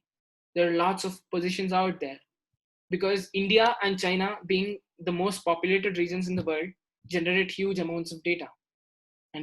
And these corporates want to get information out of this data, and they want data engineers for sure. And India doesn't have that much supply of data engineers. Now, so this is a small, something for your thought, maybe a teaser for you. So this is the big data world. You have satellites generating data, you have antennas generating data, you have sensors generating data, you have so many aspects, so many things generating data. Even as I speak now, I am generating data, right? So much data is going on, and definitely this big data era has started. And whatever the application may be, you take IoT, you take anything, any interacting aspect, big data is definitely needed, or else it would result in a huge monetary aspects, and storage spaces starts collapsing, and then there would be a huge ruckus going on everywhere. Big data is actually saving the world nowadays, right? Now, so I'm giving you two important takeaways from this particular topic of big data. If you see the first aspect, in 2010, Eric Schmidt, he's a popular research scientist at the Technomic conference in Lake Tahoe in California, states that there were 5 exabytes of information created by entire world between the dawn of civilization and 2003. Now the same amount is created every 2 days. Now just think about it. From the dawn of civilization to 2003, just 5 exabytes of information. I would not say just 5 exabytes is a lot of data, but it's been created, and now it's being created every 2 hours. Think about the volume the data is, like how much volume the data is being generated. And the second thing is McKinsey report on big data, which says that the next frontier of innovation, competition, and productivity states that in 2018, USA alone will face shortage of 140K to 190K data scientists, as well as 1.5 million data managers. Even now, it's not 2018. Even now, even in this year, there is a huge shortage of data scientists and data engineers all over the world. So this is a pretty interesting, I would say, aspect, and pretty interesting, I would say, a domain to actually jump into. And there's lots of things to learn. And big data actually paves the way for machine learning and AI, artificial intelligence, which is a boom topic nowadays. Everybody are talking about that. Now, let me come to the artificial intelligence. So why I spend so much time explaining you about the big data is artificial intelligence doesn't exist if there is no data. So what is AI? This is something everybody needs to know. People start taking up courses from Udemy or different places and start, learning different stuff. But I've observed so many people who have joined my company or earlier company, they actually don't know what AI is. AI is nothing but simple maths and a certain set of algorithms. The only thing you need to understand is the behavioral pattern. It is nothing but statistics. If you understand the behavioral pattern, you can predict anything. That as a human, we have that intelligence to do that. But what about a computer? We say the computer to do 1 plus 2, it can do easily. But what happens if I say computer something like, see, Mr. A has 1 apple, Mr. B has 2 apples, and they both give these apples to Mr. C. How many apples does Mr. C have? Computer cannot give an answer to that, right? That is what I'm speaking about artificial intelligence. So let's dive into this. So this is a movie called Imitation Game. I think most of you have seen it, and if you're not, please go and see that, because this is the starting point and the root of AI. This is where everything is start. I'll just explain you what it is. So there was a research scientist called Alan Turing. So Alan Turing was entirely into cryptology and different aspects of deciphering codes and stuff. So what happens is, let me take you through the days of World War II. So in World War II, as you know, Germany was sending so many codes which are called Enigma. They termed it as Enigma all over the world, to different parts of the world, to their spies and secret agents. And British and USA, they actually caught hold of these codes, and they understood that these were certain codes, but they don't know how to decipher it. They had huge teams actually deciphering it, but they failed. Alan Turing was the person who actually came up with a machine called bomb machine, which you see on the right side, which deciphers this particular code. That was one of the main reason Germany lost in World War II. Just think about how important this particular aspect in the science world was. So Alan Turing also was the founder of this AI. I would not say a founder, but yeah, he came up with the thought of an intelligent machine. This particular bomb machine was the initial trigger point of the creation of AI. Why? So I will tell you. So Turing came up with something called Turing law, which says that the whole world is an imitation game. So let's say I put a curtain behind before you, and there is someone standing behind the curtain. So you keep asking questions to it, or to him or to her, it keeps on answering. And all the questions you feel are difficult for even a human to answer, you ask those questions, and if you get all the answers correctly, then, and when you open the curtain, if there is a machine on the other side, then it is called an intelligent machine. That was his initial words of what an intelligent machine or an artificial intelligent robot or what machine would be. So this particular thought paved the way to what AI is now. So as I said earlier, you can always ask a computer to do 1 + 2 and it will immediately give you an answer.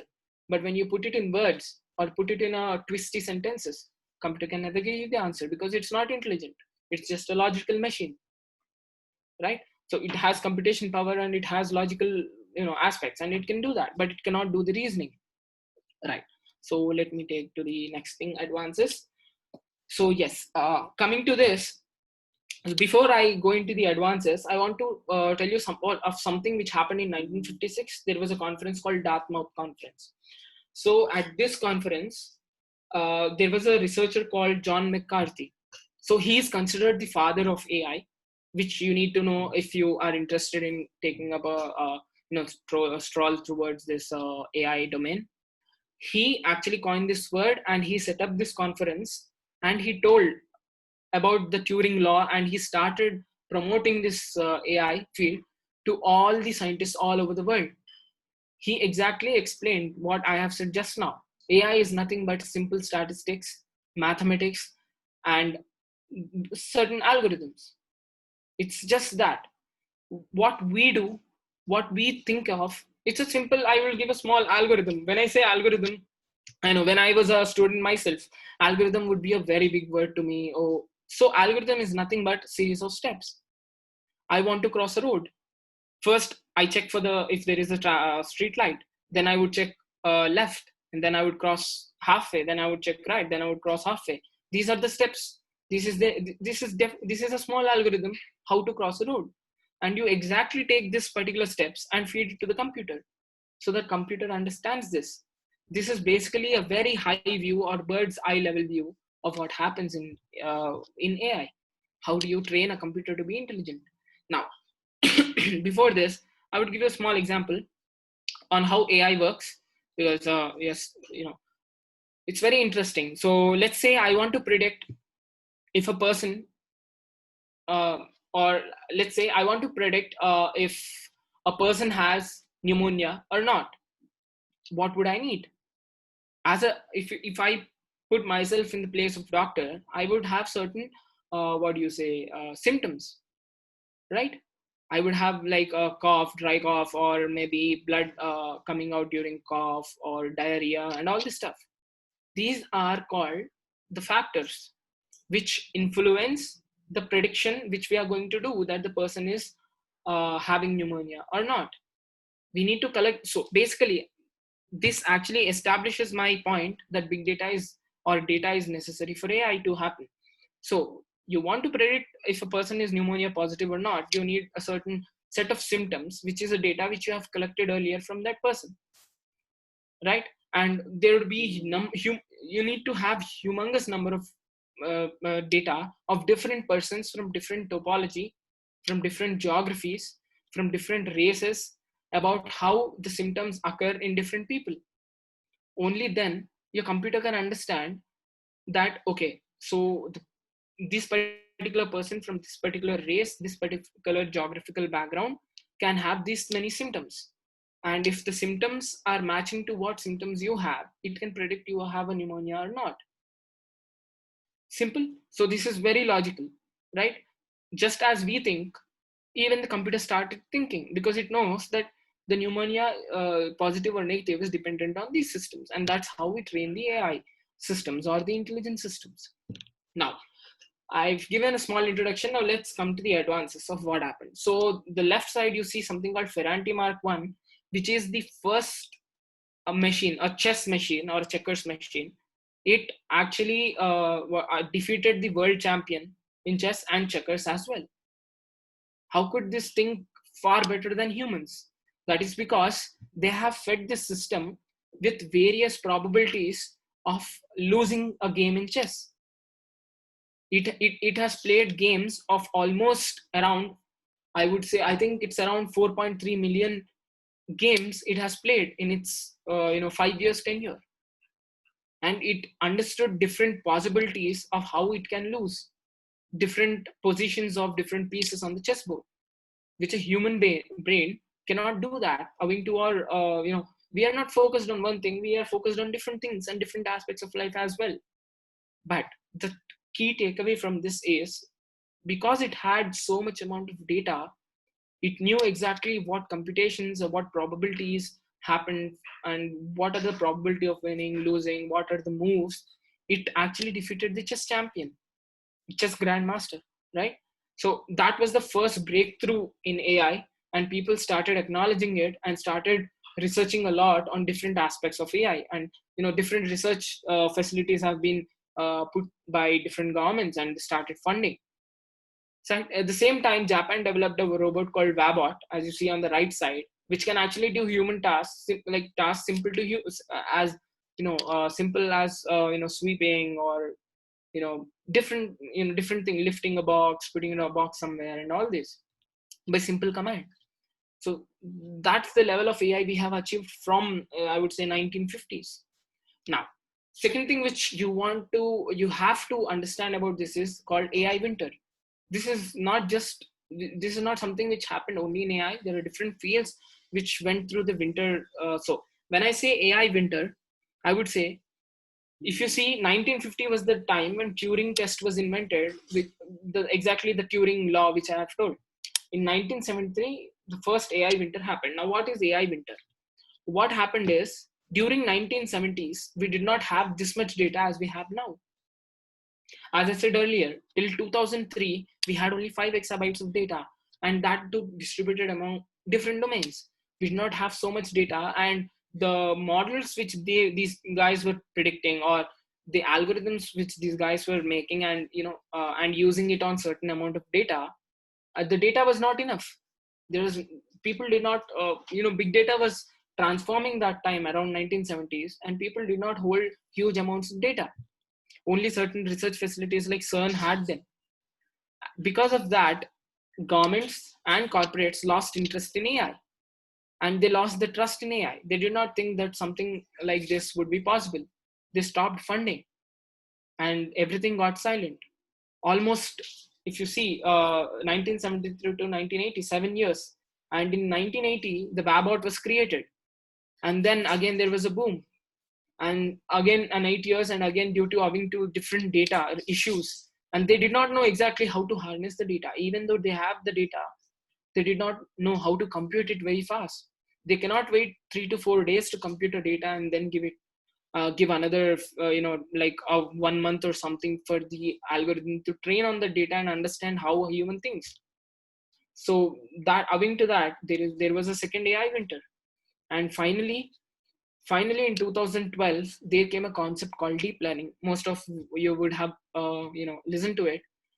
The deep learning revolution has taken place. Machine learning came into place. There was huge amounts of data. People are ready to share those data. People want this computer, this AI algorithms to run and ease their work. And that's how we landed in today's society, where AI plays a very huge amount of role everywhere. Now, before that, as I said, in around after the second AI winter, IBM has created something called Deep Blue, which actually this has actually defeated the chess champion again, but almost in 3 to 4 minutes. How fast, right? That was the, a 20 years or 30 years gap. That was the computation ability, and that was the research that has taken place, and that has led to today's this thing. And before and after that, I need to explain something to you which is related to AI. So basically AI has two sub branches. One would be computer vision, one would be natural language processing. You want your computer to act as a human. What are the two basic senses of human? Understanding the language, listening, and watching and understanding what I'm watching. So computer vision is the aspect which actually deals with the images. If I show the computer a can of Coca-Cola, it should understand that it is a can of Coca-Cola. And if I write something in Sanskrit, the computer should be able to understand it. So that was the level what people were expecting.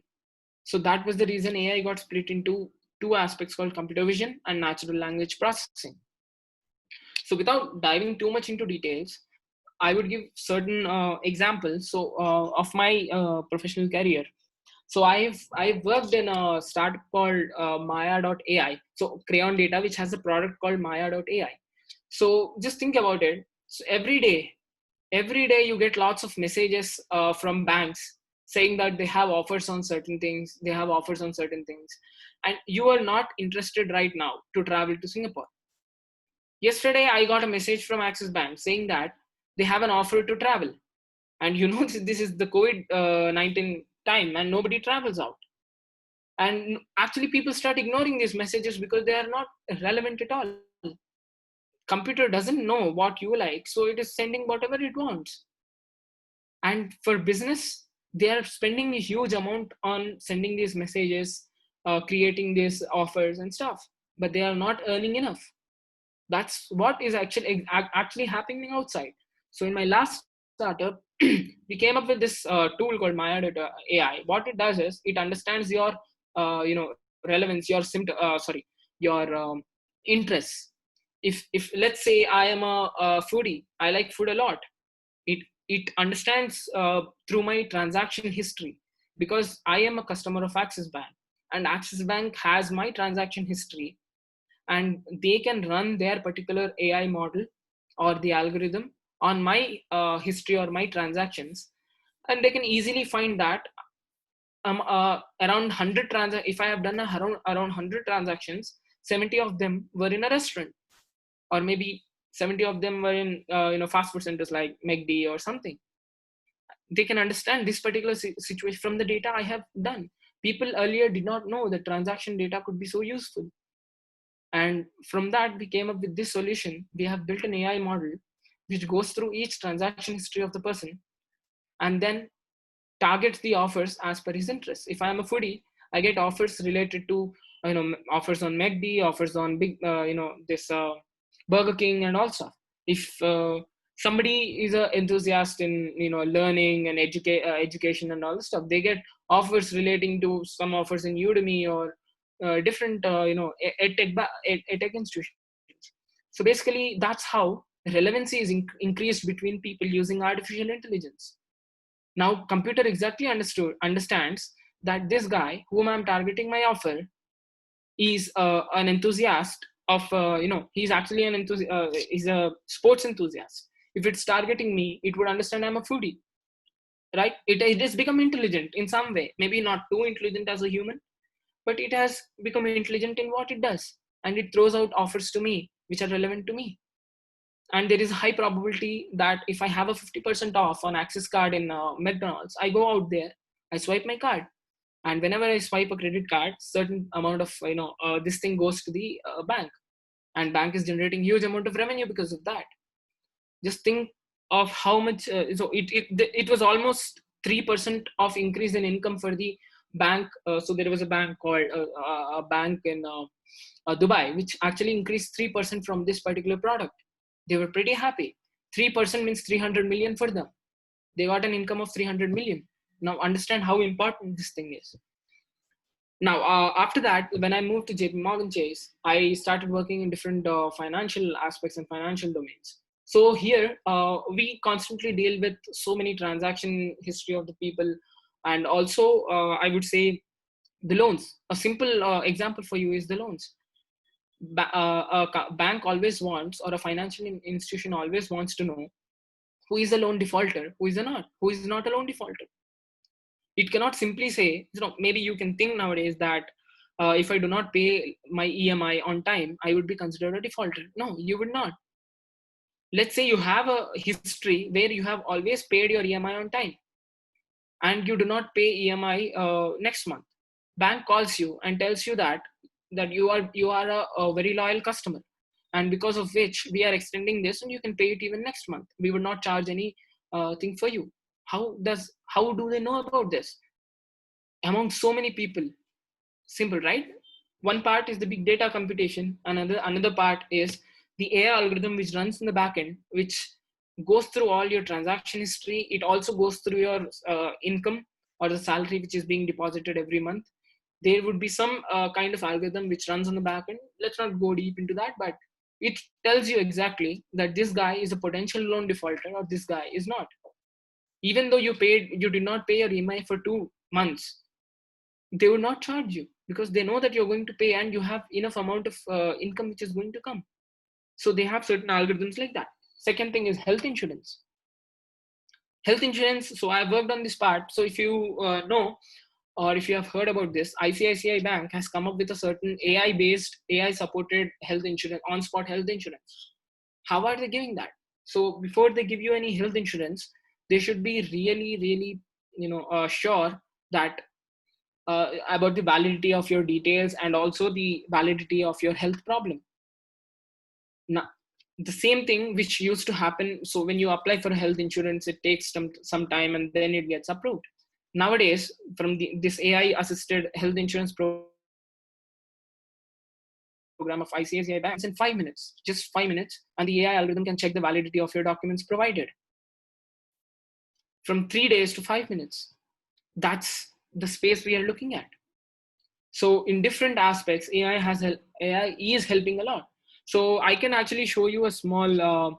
So I have worked on a small research paper which deals about the pneumonia detection, which I told you, right? So we have this is small. You don't need to go through understand the whole thing, but I'll give you a small overall view. We have lots of there is a site called Kaggle. That site hosts lots of data as an open source or for free. All the budding AI engineers or budding data scientists can go there. You take up those data sets and start preparing model and research on different aspects. So what I and a group of people, we have sat down, taken chest x-rays of different people. And so another thing is the main basic fundamental aspect of AI is when you train on certain data sets, there may be lots of data. So how do my computer know that let's take example of a pneumonia. I have lots and lots of images like this particular thing, chest x-rays, but how do I know that chest x-ray is pneumonia positive or not? So the main important thing is we need to have a historical data. Keep it data science or machine learning or AI, you need to have a historical data set where the column which you are predicting or the attribute which you are predicting value should always be there. That means I take up 15 years old data of all these x-rays where they are marked if they are pneumonia positive or pneumonia negative by the radiologists or the doctors themselves. I take this particular data. So I have taken that particular data I have lots of x-rays saying that this x-ray is pneumonia positive or this x-ray is pneumonia negative. I have all this data. I have taken it. I have run a model on this, and I could predict exactly where the pneumonia was there, and exactly. So what you do is you run your model on some data which already knows if the patient is pneumonia or not. Then you take the present data or the data which is not marked. So you'll have certain data or the x-rays where you do not know if the x-ray is pneumonia positive or negative. You take that x-ray and you ask your model to predict on that. So basically this process is split into train, test, and predict. When you say train, you train your machine to become intelligent on a certain set of data. Now, in our case, it is the pneumonia data set where different chest images are there, and the corresponding, if it is positive or negative, are also there. I trained on it. I tested on certain things. I got certain accuracy. And then I predicted on the present real-time data sets where I don't know if the chest X-ray is positive or not. I predicted it, and then I could get the actual prediction by the doctor himself, and then we compare our machine model or our predicted model from the machine and the doctor's prediction. And if they are same, then our model has done a really excellent job in predicting the pneumonia. So basically, our accuracy metrics would be: you take the prediction from your model, you take the actual prediction from doctor, especially in medical domain. You find the correlation between both the things, and then you come up with the accuracy. So I have done the same thing. So I would skip through all these things, and I would exactly take you. So this is what my model was predicting. My model was predicting exactly where the pneumonia was there. This is a typical example of computer vision. How was it predicting? I have given so a training data set saying that darker areas or opaque areas inside chest X-rays are major pneumonia contributors, and that is how it could find out. If you see around all these places, I can also show you so these were the real data sets on which I have predicted. And then if you let me take you through. Yep. If you see this, so there are different aspects. So it's basically all the predictions which I have done. And then let's skip through this part. And so this is all the code. So if you guys are interested, maybe you can contact me on this. I could give you more information on this. And then we skip through all this. So basically, as I said, everything is basically statistics and regressions and mathematics. The whole model is actually based on mathematics. We find different accuracy plots. We kind of this is all production level code, which you will understand once you have come up into the corporate world and started as an engineer. So this is how you actually deal with different aspects of AI. So this is one particular example which I wanted to discuss with you guys. At the same way, I have also done various things on natural language processing. A simple example is Google Translate. How do you think Google Translate is working? You type something in, let's say you type, education in English and want the translation in Hindi. It immediately gives you. How does that occur? That is actually employing something called natural language processing on its backend. So that's how it's actually it's affecting everywhere. Even Amazon, you buy some product from Amazon, you immediately get recommendations in the bot. How do you know that? How does the computer know what you want to buy? Most of the time I buy a mobile phone, I get something called a laptop table, or I get something, a cupboard or something. Generally what we think is, when I'm buying a mobile phone, I should get recommendations, something like a mobile screen cover or earphones or something like that, or charger. But nowadays I'm not getting that. That is because of the it's instead of just going through the category, it's going through your transaction history. It's understanding that maybe you need this now because you have clicked on a laptop table for lots of time. So that's how AI has developed nowadays. Recommendation systems have developed nowadays, making our life pretty easier. So yeah, even the COVID-19 nowadays, people are employing AI, aspects in AI techniques in identifying the COVID, also in identifying the distance. So generally, basically during lockdown, some of my friends have created this, like the cameras out there can actually measure the distance between you both and send out a signal saying that you are too close to each other, or you need to keep far away, and also can find out if a person is coughing without a mask. So all these things are being employed by government nowadays to ensure all this computer vision, to ensure safety, and AI is playing a huge important role in every aspect of your life. So so I would be ending on this note, that it's a very interesting field, and I would definitely encourage you guys to keep on educating yourself, upskilling yourselves, and learning about different aspects. So all the best, and if you have any doubts, yeah, please sure, I'll be there.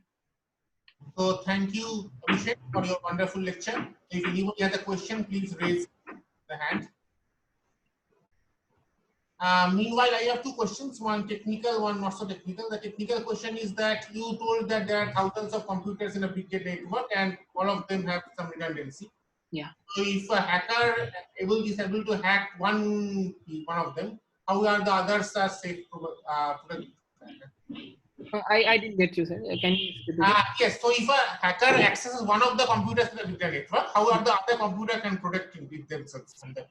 So basically what virus is affected one, how that others will protect? So basically what happens is, in 1,000 computers, let's say a single computer is being breached, or the security is being breached by a hacker, right? So what happens is, as I said initially, the data inside this particular system is also replicated in other places, but this particular individual system A, into which a hacker has entered into, doesn't know that this particular data is present in other places. So once a breach occurs, there is a layer called Kerberos, which actually protect and understands like somebody has hacked in. So the driver which is present, right, that driver immediately kills this particular system and deletes all the data. So once it is killed, it is of no use for the hacker. Immediate breach occurs, this is killed. I think, yeah. That's the question. Another question is that not so technical. So you started from a ECE background and you later moved on to this. Yeah. So the majority of the audience are ECE students. So if somebody wants to go into your field, big data or AI, so what advice would you like to give to them? Yeah. So coming to this, that's what I started with that note, because we should never think that. So that is what I have thought as a student before, and that mistake shouldn't be that shouldn't repeat among other students. You should never think EC is only limited to electronics itself. There are a lot of, so as a student you would only be exposed to general electronics things and stuff, but when you go into production, I would say, I would not talk about research, but I would talk about the corporate life. When you become an engineer in a bigger company or something like that, you are also exposed to the different aspects apart from electronics. You also need to start coding outside, and you also need to understand the security, cyber security aspects around you. So you need to have overall knowledge. It's not only pertinent to your knowledge. So this is a very important thing which I want to share with all the students, that whatever you learn is one of the important thing to give you an entry into that particular, you would all have dream companies and all your GPA, all your knowledge in this field may give you an entry point and become a good entry point for you. But after you join that company or join a particular company, there are a lot of things you still need to learn. You should not, you should be diversified. So that is something which I would advise. And second thing, people who are interested into data science and artificial intelligence, the best thing you would do is start implementing things. What generally people do is, people take up certain courses from Udemy or certain courses from different things. They just take a crash course and they start saying they are AI engineers. But that is exactly wrong. AI engineers or something is not like a website development or something. It requires in-depth mathematical knowledge, in-depth algorithmic knowledge. No, you need all these things apart from statistical, you need to have a statistical approach. You need to have all these things in place. It is not simply taking a crash course from somewhere. So I would advise taking crash course is one aspect of this learning, but the main aspect which constitutes the 80% is implementing it. So I would say always there is a site called Kaggle, kaggle.com. You can utilize that. There are lots of data sets. There are a lot of examples too. You can always go there and start learning and start implementing there. And there is a huge support area there where you can ask questions to different people and they would keep on answering. So it's a pretty good community, and you can always learn a lot there. Yeah. So always start from the fundamentals. Don't just skip that I want to become a computer vision engineer. No, you need to understand data before you understand the algorithms. So that would be my advice. Yeah. Thank you very much. Now I see that 2 students have raised their hands, so I would like to give chance to one of them. First, and then the other one. Okay, Saiba, so you can ask your question. Good afternoon, sir. My question was that in daily life, we use tools and devices for our entertainment and many other purpose, websites or many other things, which generate a huge amount of data, like somewhat in petabytes or even much more than that. So it is very difficult to organize. So you said that its alternative Hadoop is used for that. So basically, I wanted to know in brief that what is its networking topology of Hadoop, and you explained about the practical examples. I just wanted to know about a real life example in various not but at least 1 to 2 sectors, like in medical sector or device security wise, any real life example. Okay, sure. So let me take example of Netflix, right? So really people stream a lot of videos through Netflix. It's also an interesting example, and you get it. So what happens is generally, and also Netflix has huge amounts of videos. Videos consist of huge amount of data, and they take up a lot of storage. And also there are lots of huge resource pool. Generally, with so many people using it, it should generally crash. And also it should take a lot of time to buffer. Initially, if you we started to use Internet Explorer and all, where videos used to buffer a lot. That is because of the data being fetched and data being received at once. It is so fast nowadays. So how it is fast, I'll give you a small example. Now, when you asked about the Hadoop topology, so yes, let's say you want to see, let's say the Imitation Game movie. You just open your Netflix, you just click on your Imitation Game. That one particular click triggers at least 100 processes behind you. So when I say 100 processes, first process would be the driver which is inside the Hadoop network, right? The driver which I told you about. So that driver gets a thread, which it's called a thread. A thread means a process. It gets a process saying that this particular person wants to watch a movie in this particular genre. So each movie is associated with certain tags and genres. So that tags and genres go to the driver. And then driver triggers a recommendation system engine or a process. And that particular process which is triggered, right? That particular process goes and searches through all the genres. I mean, let's say Imitation Game is a suspense thriller. So it goes through all the genres associated with suspense, all the genres associated with thrillers. Okay. So there'll be lots and lots of things, right? Exactly. And the movie is also a British movie. So it would also go through different, I'm just giving a small example, but there'll be lots of categories. Now, so many videos, so many movies, and so many categories. That all these particular things is split. Let's take example of suspense. So let's take simple 2 categories, suspense and thriller. Suspense has, let's say, 10,000 movies. Netflix has 10,000 movies in suspense category, and Netflix also has another 10,000 movies in thriller. So total 20,000 movies. Now this 20,000 movies will be first split among these 1,000 computers in the data set, and that would be 20 movies per computer, right? So 20 movies. So each computer would be running parallelly, right? It will take, so this driver splits the 20,000 movies, assigning 20 movies to each computer in the data set. And this each computer searches among this particular 20 movies for the relevance. So there is a relevance factor which occurs in recommendation systems. So it searches for the relevance with your movie. So each computer 20, right? So each computer 20 movies, the computer can do it in 1 second. So 1,000 computers, 1,000 seconds, right? In 1,000 seconds, it all the computers process fastly through these 20 movies. And let's say each computer from the 20 movies has filtered one single movie, right? So basically 1,000 movies came up. From 20,000 movies, we got 1,000 movies as your recommendations, right? In 1,000 seconds. Now, this is okay, because you asked that, let me go a little in depth. So there is something called map reduce. This is the algorithm which runs behind the Hadoop processing. First thing is your driver maps all the movies to particular computers which are in the data center, right? 20,000, and it maps 2022 and knows which movies it has mapped to which computer. It has that metadata. Now, once the processing is done, each computer comes up with a single recommendation or a single movie.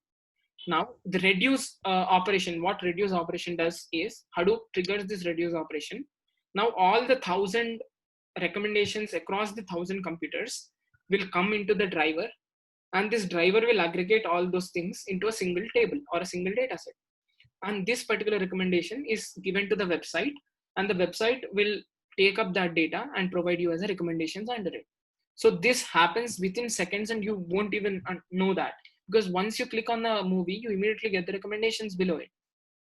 And the only reason it happens so fast is because of a huge set of computers. 1,000 is just what I've simply told you, but there will be lots and lots. As I said, almost 50,000, 100,000, and there would not be a single data center also. There would be multiple data centers. So that's how the whole architecture is split. Coming to real-time processing, so basically there are two types of processing, which it's a very general I would understand. So just think about it. So many requests are coming. It would pile up all the requests and send all the requests in one attempt. That is called batch processing. When I say real processing, it is something like Facebook Live, like you have live videos. So what happens is, whenever the request or the live video parcel comes, the same parcel should be delivered in real time. So that is also an aspect of Hadoop, which is called real-time processing. It is done by Spark. So if you go into it's an in-depth, and it will be really hard for you to understand right now. But I would say, if you're really interested, you can go through it. So there are you can also go through it in medium.com. Okay. I've gone through.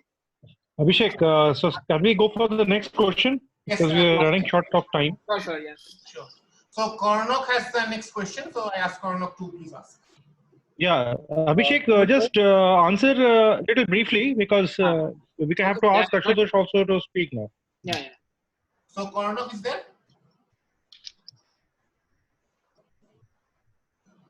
Karnak, are you there? No, I don't think he is Hello, there. sir. He is Yes. there. Can you hear me, sir?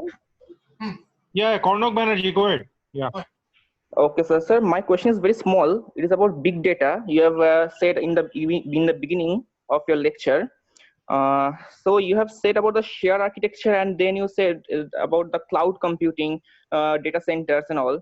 So my question is, what happens if a data center gets filled up with data? Means it has no more capacity to store further. So in that case, what will happen?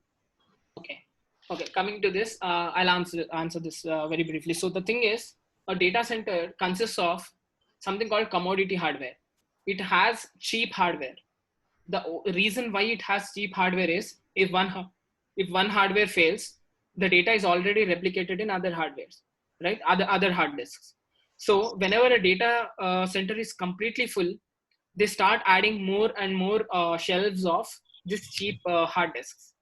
Because when I say cheap hard disk, a hard disk, it's called a commodity hard disk, and it comes around 2,500 rupees, right? So it's pretty cheap when it for the corporates and big giants. So they keep adding different things. Also, the second thing is, they'll migrate the data center they'll have a replication data center always. So they have 3 or 4 data centers. They start actually distributing it among these data centers.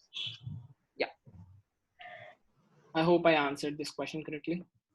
Okay, so Abhishek's topic is very, very relevant and very, very interesting. So it's very natural that there will be many questions. Unfortunately, we cannot take more due to lack of time. Anyway, Yeah. if So anybody still has any questions, I will be. I think Abhishek would be happy to share his email so that they can. yeah, Abhishek, can you say, share your email ID? With me, I will. If you can mail it to me, I will forward it to you. So, Okay. So I think we should go for the next speaker. okay, thank you, Abhishek. Thank you very Thank you, much. thank you. We would love to have you again once more in the near future. Thank you. Thanks. Yeah. Okay, so the final speaker of the day is Ashutosh Pati. So a brief introduction about him. Ashutosh, born and brought up in Odisha, completed BTech in Electronics and Instrumentation from Biju Patna University of Technology. After that, he worked as a mainframe system engineer at Infosys, subsequently as an instrumentation officer in grade A at Indian Oil Corporation. In Indian Oil, along with the routine maintenance work, he was one of the project implementation engineers for the Octamax project at Mathura refinery, and also got an opportunity to work with the marketing division and pollution monitoring subunit. After that, he went to the Indian Institute of Science, Bangalore, to pursue masters in instrumentation and applied physics, where he did research on ultrafast imaging, ballistic impact measurement, microfluidics, computational imaging. He went to the Delft University of Technology, Netherlands, to pursue research on neutron imaging and for cultural heritage objects. There, he got an opportunity to work in collaboration with several museums across the Netherlands and UK, neutron research facilities such as Reactor Institute Delft, Rutherford Appleton University at Oxford, UK, and HZB Berlin, Germany. Recently, he has bootstrapped a research firm called Ridley Research for Cultural Heritage Conservation and Ecological Mapping. He was an active member of ICOM, International Community of Museums, and also have a passion for poetry, folklore, art, and crafts. He enjoys riding bicycle, hiking, traveling, bird watching, stargazing, and attending musical concerts. So welcome, Ashutosh, and I give you the stage for your speech. Thank you.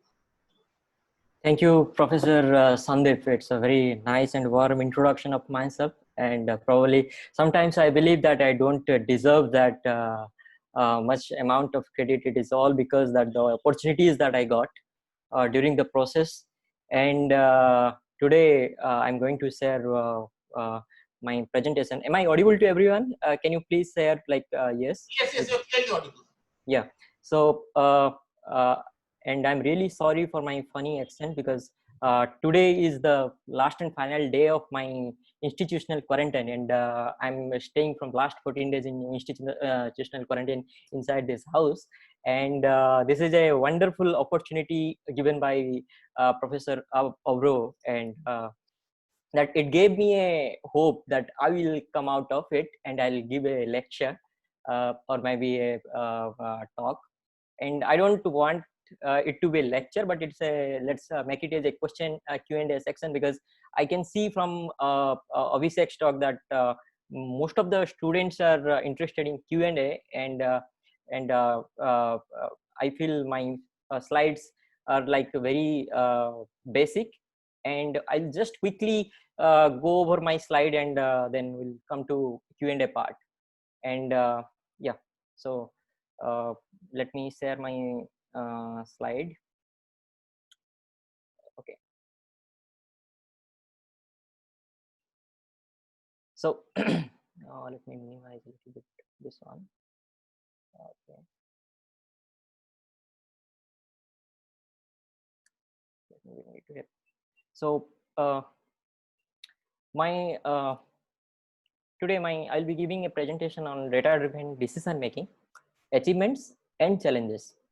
So and before telling the details about this subject, let me tell you that I work as a consultant at Ridley Research, which is we have recently started this initiative, and this is mostly a open source initiative, and anyone can be part of it from across the world. It doesn't matter from where, whether you are from China, whether you are from US, whether you are from India, whether you're from West Bengal, or whether from Odisha, doesn't matter, because at the end of the day, what all we need is food for our stomach, and a good night's sleep. So when every creature in the earth probably need that, and apart from that, I don't feel that I have more to do with the technology or science. So let me go to the second slide. So let me tell you that I have here the 23 number of slides. I'll just quickly go once that there are a lot of blank slides.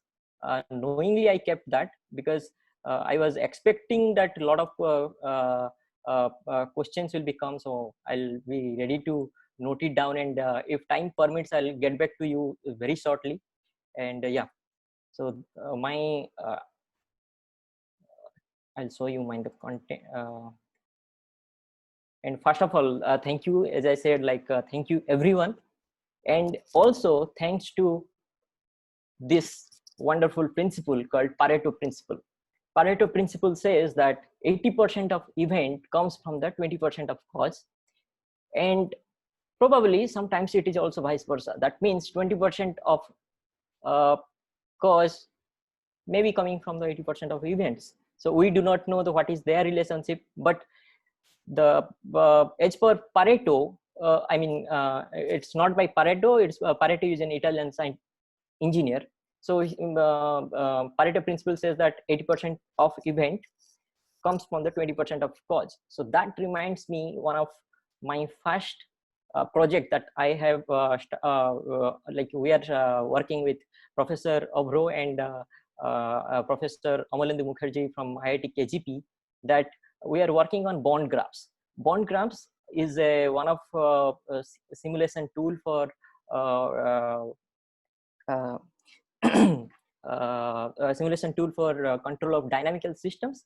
And this was started by an initiative by IIT KGP, I feel, and sometimes in the Henrik Poincar Institute in France.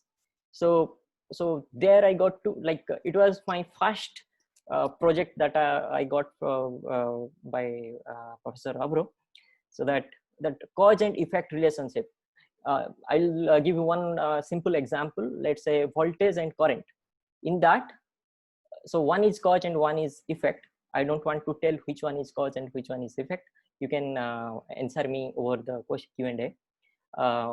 Then coming to my content of this is like I have a disclaimer for the to the audiences. Then I'll go to the historical perspective of data-driven decision making in business. And when I say business, it's like starting from a pawn shop to chai seller to a museum, maybe probably an organization. So let's even an industry like Tata and Reliance, or maybe Indian Oil, because I belong to that wonderful organization once in a while. And there is I planned that there will be a case study and a live experiment. I don't feel I will have time for that. And achievements and challenges that I would like to listen from all of you guys. And there is one bonus for students. And don't be surprised, like I will be giving this bonus at the end of the talk. No, I will not do that. I'll just quickly go to that bonus and I'll show you what the bonus is. The bonus is the difference between metrology and meteorology. So Professor Asik Paul was speaking about meteorology. Even Abhishek mentioned about the meteorology. So the bonus is related to that. So now coming to the first slide. Yes. The disclaimer is like I'm not showing you some very small fonts. I'm saying that we are not promoting any brand. If you come across any brand or organization name during the presentation, it is just a consequence or a consequence. Let's say, just to give an example, suppose I'm showing that this is a coffee mug and this is by Nescafe. That doesn't mean that I'm promoting Nescafe. This is the inside the room that whatever I'm finding, I'm just using that to make the presentation more interactive. And the second point is this presentation is an interactive session with full of Q&A. So I love to hear from all of you. and students are encouraged to ask as many as questions as possible, but within the time limit. Caution? Yes. And a time limit, I will be setting that I have another meeting at 1:30. So if I do not find any ample time, so you can always get back to me over email. And last but not the least, I'm sorry, yes, caution, whatever the data that I'll be showing you, it's from the internet search, and you can directly get it. And I'll say you don't have to do any engineering background, or even or maybe you don't have to go to like ISON, or you don't have to go to Indian Institute of Science to do that kind of thing. But also you have to be very careful while dealing with the data. And last but not the least, my funny accent and voice, because I'm from the last 14 days I'm not speaking to many people. So yes, now the presentation is data is the new oil. Am I audible? Can somebody say that from the audience? Yes. So this statement was given by Clive Humby, a British mathematician. He gave this statement in 2006. So is my mouse cursor is visible? Yeah. Let me. I'm sorry, I'm new to this. Okay. Okay. So why he gave this statement in 2006? And why he was a mathematician, also a statistician. Sometimes he was working in economics and dealing with oil companies, consultant. He has some background. So before that, okay.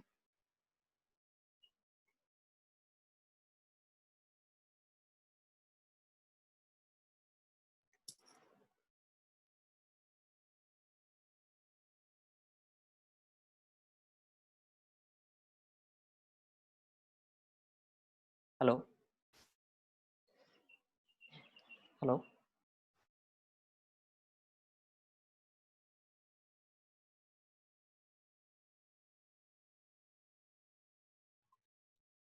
Yeah, we can hear you. You can continue.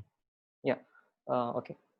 So before that, many companies like there is a list called Forbes 500 list. You can get it from the internet, and out of that, if you pick just top 10 companies according to the revenue and according to the profit sharing. So most of the companies that was there in the Forbes 500 top 10 list was mostly energy companies, and mostly that was coming from the oil and gas and energy companies like ExxonMobil's, Chevron's, Shell, I mean Royal Dutch Shell and British Petroleum. All those companies are there. Also, companies like financial sector companies, JP Morgan and Chase, and even like McKinsey, like consulting, not McKinsey, like big companies were there in that top 10 list. But for the first time, Apple computers make a list, got an access to that list in somewhere close to 2008, because before that he gave the statement, because he could predict that that the way the growth of the companies is coming. So by 2006, I mean by 2008 or something, so Apple will be come into that list. So then they realized that data is the new oil, because so the lot of the business will be coming from the data now. Now again a very thing, one of sentence that Abhishek was telling that he is the person called Sir Tim Berners-Lee, and people call him Tim.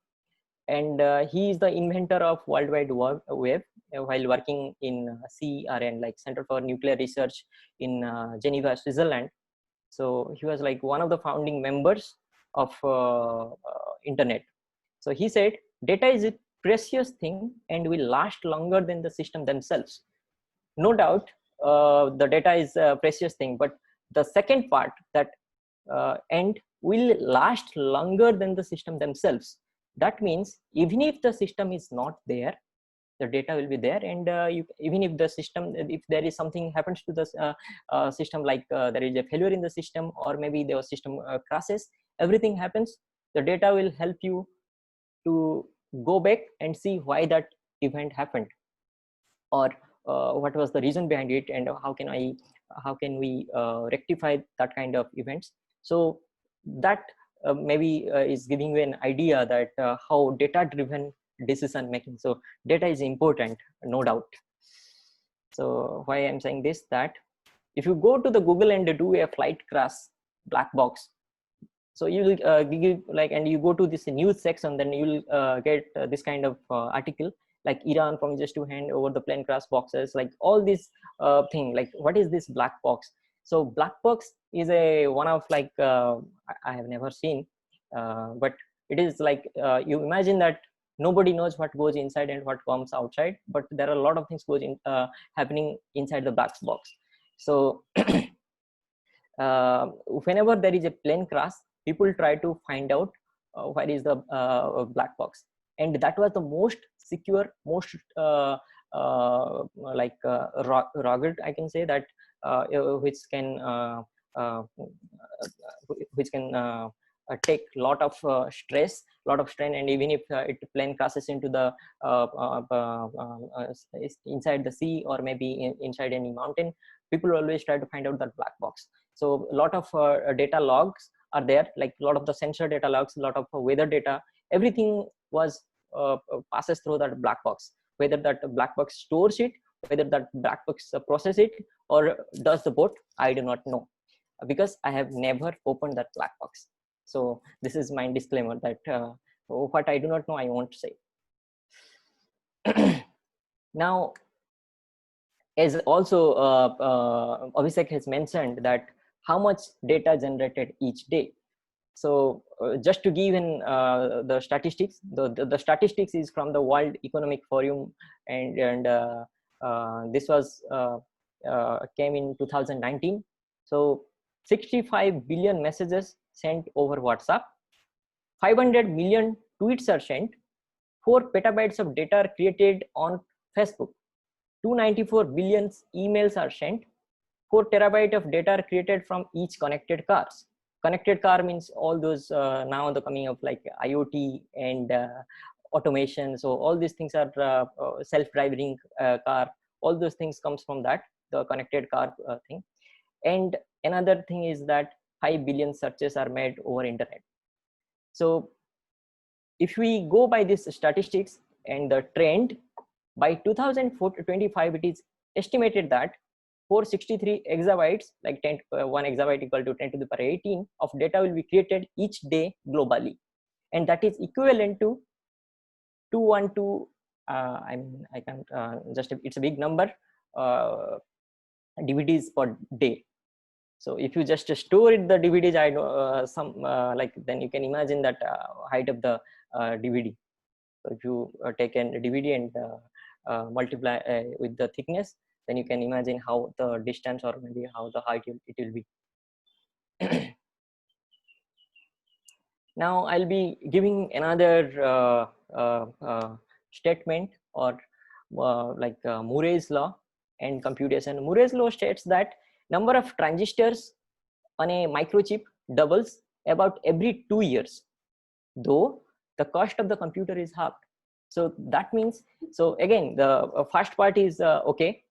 Everyone can understand that like if somebody is from engineering background, okay, number of transistors in a microchip will be doubling in each and every year. But he said that though the cost of the computer is halved, so that means, so there is a factor of 4, like a 2 here and 2 here. So that's how the computation and size of the transistor was there, the relationship he draw. So then people around 2018 try to predict that no, it's not going to work, but there was some limit to the size of the transistor. So that is then we cannot go beyond that. But again, after that, he was talking about CPU. Then after that, Now GPU came, the NVIDIA took over, and after that, now again Intel is coming up with something called a VPU, which is called Vision Processing Unit. So which is mostly deal with this neural network and computer vision applications. So you can go and check in the Intel website. So again, I'm not promoting them, but so these are some products. So the main thing here is like everywhere, wherever you go, will find that data. Even if you right now, if you open an LinkedIn account, and if you find if you made a job search, everywhere you search the data scientist, artificial intelligence engineers, computer vision engineers, NLP skills, Python, C++ thing, expertise in C++ mainframes, like all these things related to like, even I say that 99% of the vacancies are related to that, or maybe some artificial intelligence algorithm that is giving me that. I do not know, maybe Abhishek knows because he plays with artificial intelligence algorithm. Now coming to the main topic, data-driven decision making. Again, I will be quoting one American statistician, W. Edward Deming. So he gave two statements. In God we trust, and all other must bring data. I don't want to comment on this part, but all other must bring data. That means whatever you are saying, you have to support your statement with some data. And and the second statement was, without data, you are just another person with an opinion. So this kind of instances will come when you are in a group and you are discussing something. Let's say this is Professor Asik, this is Abhishek, and this is me, and there is a conflict, or maybe there is a collaboration. So then whatever we say, it is just a piece of opinion. If we could not support our argument with data, then that statement will become an opinion that will not taken as a decision. So that is what it is. Now coming to the data-driven decision making. So again, there are 4 categories of that. One is data denial. Second is data indifferent. Third one is data informed, and fourth one that I am focusing on is data driven. First, the data denial is that you distrust the data and avoid using it. That means I have no trust over the data. So that means even if I'll give you a simple example. Let's say I'll say somebody says like there is a chance that 80% chance given by NASA that there will be cyclone will happen, and this. So I am just a random person in my village, and I don't know what he's taking. So I don't know, some from last 50 years that I'm maybe my age is 80 years old man.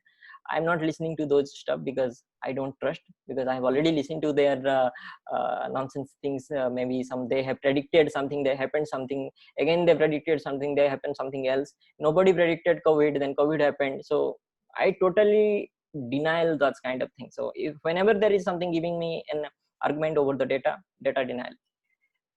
But then the second category comes, the data indifferent.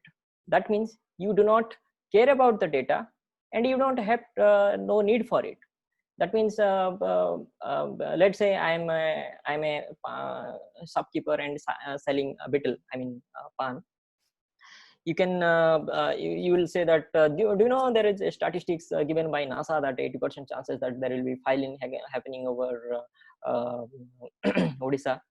Okay, I know there is some data. Maybe I did my master's from Indian Institute of Science, but I don't care because right now my business is to sell betel, the pan. So whether you are buying the pan or not, that is my business. I don't go into your business and see that whatever the data is there. I don't care. And third one is you use it when it supports your opinion and your decision. And I feel these people are mostly dangerous people. This is my, again, personal opinion. I'm saying because they have access to all your data. They will bring the data whenever their argument will get supported by. They are argument is not supported by the data, they'll not bring the data into the picture. And fourth one is data driven. Every time I say something, or every time I give any statement, I'll bring the data to save or inform, or inform everyone that this is the decision that I'm going to take. And this kind of thing is mostly required in a democracy where everyone has the right to speak and right to listen, probably, and the right, so a lot of right things, and from the constitution that we are seeing from the from Indian constitutions. And so yeah, a lot of social activists are working on that. And let me tell you, I'm not a social activist, I'm just a consultant. If you ask me anything, if I have the answer, I'll give you. If I do not have the answer, I'll say no, I don't have the answers. So okay, now data driven decision making process. So these are the steps. One is that one is like whenever you are taking data driven decision, so these are some steps: guard against biases, define objective, gather data, analyze and understand. I'll come to one by one. Find unresolved questions, find the data needed to solve those questions, revisit and present the data, and set measurable goals and continue to evolve. That means first thing here that I would like to emphasize here is the guard against biases. That means somebody who is dealing with the data, he's already have that biases. That biases means when I say this again, these are some relative terms. So I should thank to Professor Einstein. So he gave this wonderful thing, a theory of relativity. But this relativity works everywhere. That means whenever I'm saying something, that relativity term will become. So biases means that for a statistician, this is something like bias, variance, and from machine learning things. For a lawyer, so that gives a different thing. Somebody working in neuroscience, if anyone can please share their details, they can share the details. So for them, biases is something like a cognitive bias. So all things are related. When there is a crisis, it doesn't matter where which background we are coming from, but whenever you say something, this biasness terms is there. Now if I just give it a circular picture, like a picture, this is your objective, what you want to do. Like let's say you have a problem, or you have any situation. So now you have to take a decision. Now first you have to bring what is your objective. So why you are taking this data driven decision making? Probably for Modi that is something different. For our chief minister, let's say Naveen Patnaik, it is different. For Mamata Banerjee, it is different. And like for Professor Abraham Mukherjee and for me, the objective will be different. So then we'll look into the data source. So from which source that we are taking the data, and are we generating the data, or are we bringing the data from our source, or we're using the different sources? That plays a big role. And most of the big companies do not rely on somebody else's data, so they try to generate the data by themselves. So so probably that is the one of the beauty of Apple, that they feel that they should use their data and they should not use some other statistics. Probably they have built the architecture around that. Then the second part comes to the data analysis, that whatever the data that, let's say you gathered, let's say you have some petabytes of data, then you do the data analysis. And probably you are working as a research scholar, or maybe a professor, or maybe just a engineer, or maybe a consultant. So you will do data analysis. Then once you have done with some data analysis, and you go to the data visualization part. So in the data visualization, whatever your analysis, so again these are, everything will be bias will be there. So let's say you are a consultant, so in data analysis that bias will be there. So do not forget this guy. So this is like probably you and me. So whatever I'm saying, maybe I am belongs to this. Whatever you are listening, because of the network relativity, network connection, so maybe it is you. So then there will be an evaluation will be happening. like whether this solved our purpose or not. Then that then we'll evaluate whether this fulfilled my objective or not. So if this one fulfilled my objective, then I'll either go back this way, then I'll do again data visualization. If there is some problem in the data visualization, then I'll be doing data visualization part. If there is some need of data, I'll try to go to the data source. Again, this is a continuous process, and there will be a circle of events, like to be like every time I'll do something. It's like a iteration. You go one after iteration, another, and one after iteration. So unless and until you are satisfied with your objectives, and then continues to evolve. So this probably goes back to like the theory of evolution. So I do not know how this theory of evolution is related to this, but they are somewhat related. Now I wanted to do a open-ended experiments. Probably I feel I am running out of time, but so this is related to COVID-19 situation, but I'll just quickly go through this web links.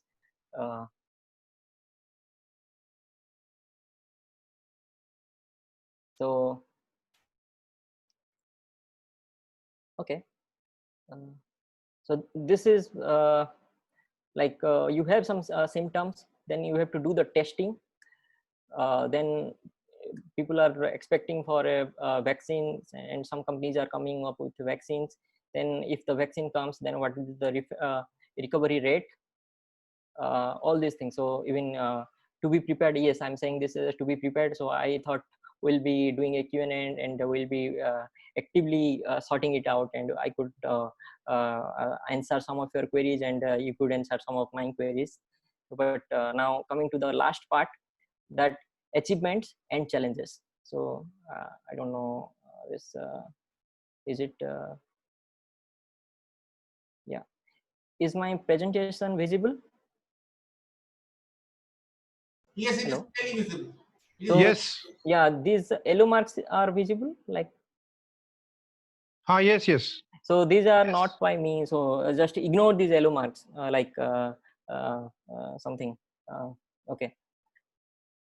So now the achievement is track, that we could track what is happening. We could monitor the situation. We could analyze, and we could take informed decision and take calculated risk. Because sorry, then we could probably, if we are able, if we have the ability, then we could control the situation. That is one thing.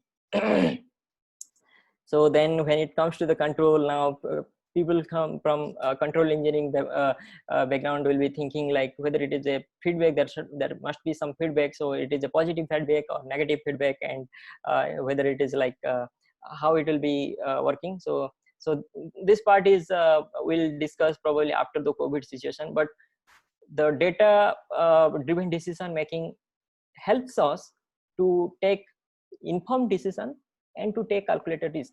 Every time whenever you are stepping out, either you are you will be infecting yourself from your surroundings, or when you are coming inside your house, probably you will be taking another risk, that if you have bring the virus, then probably you are infecting whoever is inside this premises, maybe inside your house. So these are like some of the achievements, and there are a lot more achievements, and most of the things that you can get an inference from Professor Asik's talk, that data has helped us, like Indian Meteorology Department and ISRO has helped us to predict the movement of the cyclone, and predict the temperature, and they could able to predict a lot of things in advance. And that is helping us to take calculated risk, whether how the disaster recovery part will work, and how the fishermen should go inside the sea and should not go inside the sea. So these are warning messages generally broadcasted over All India Radio. So it is helping government in a tremendous way.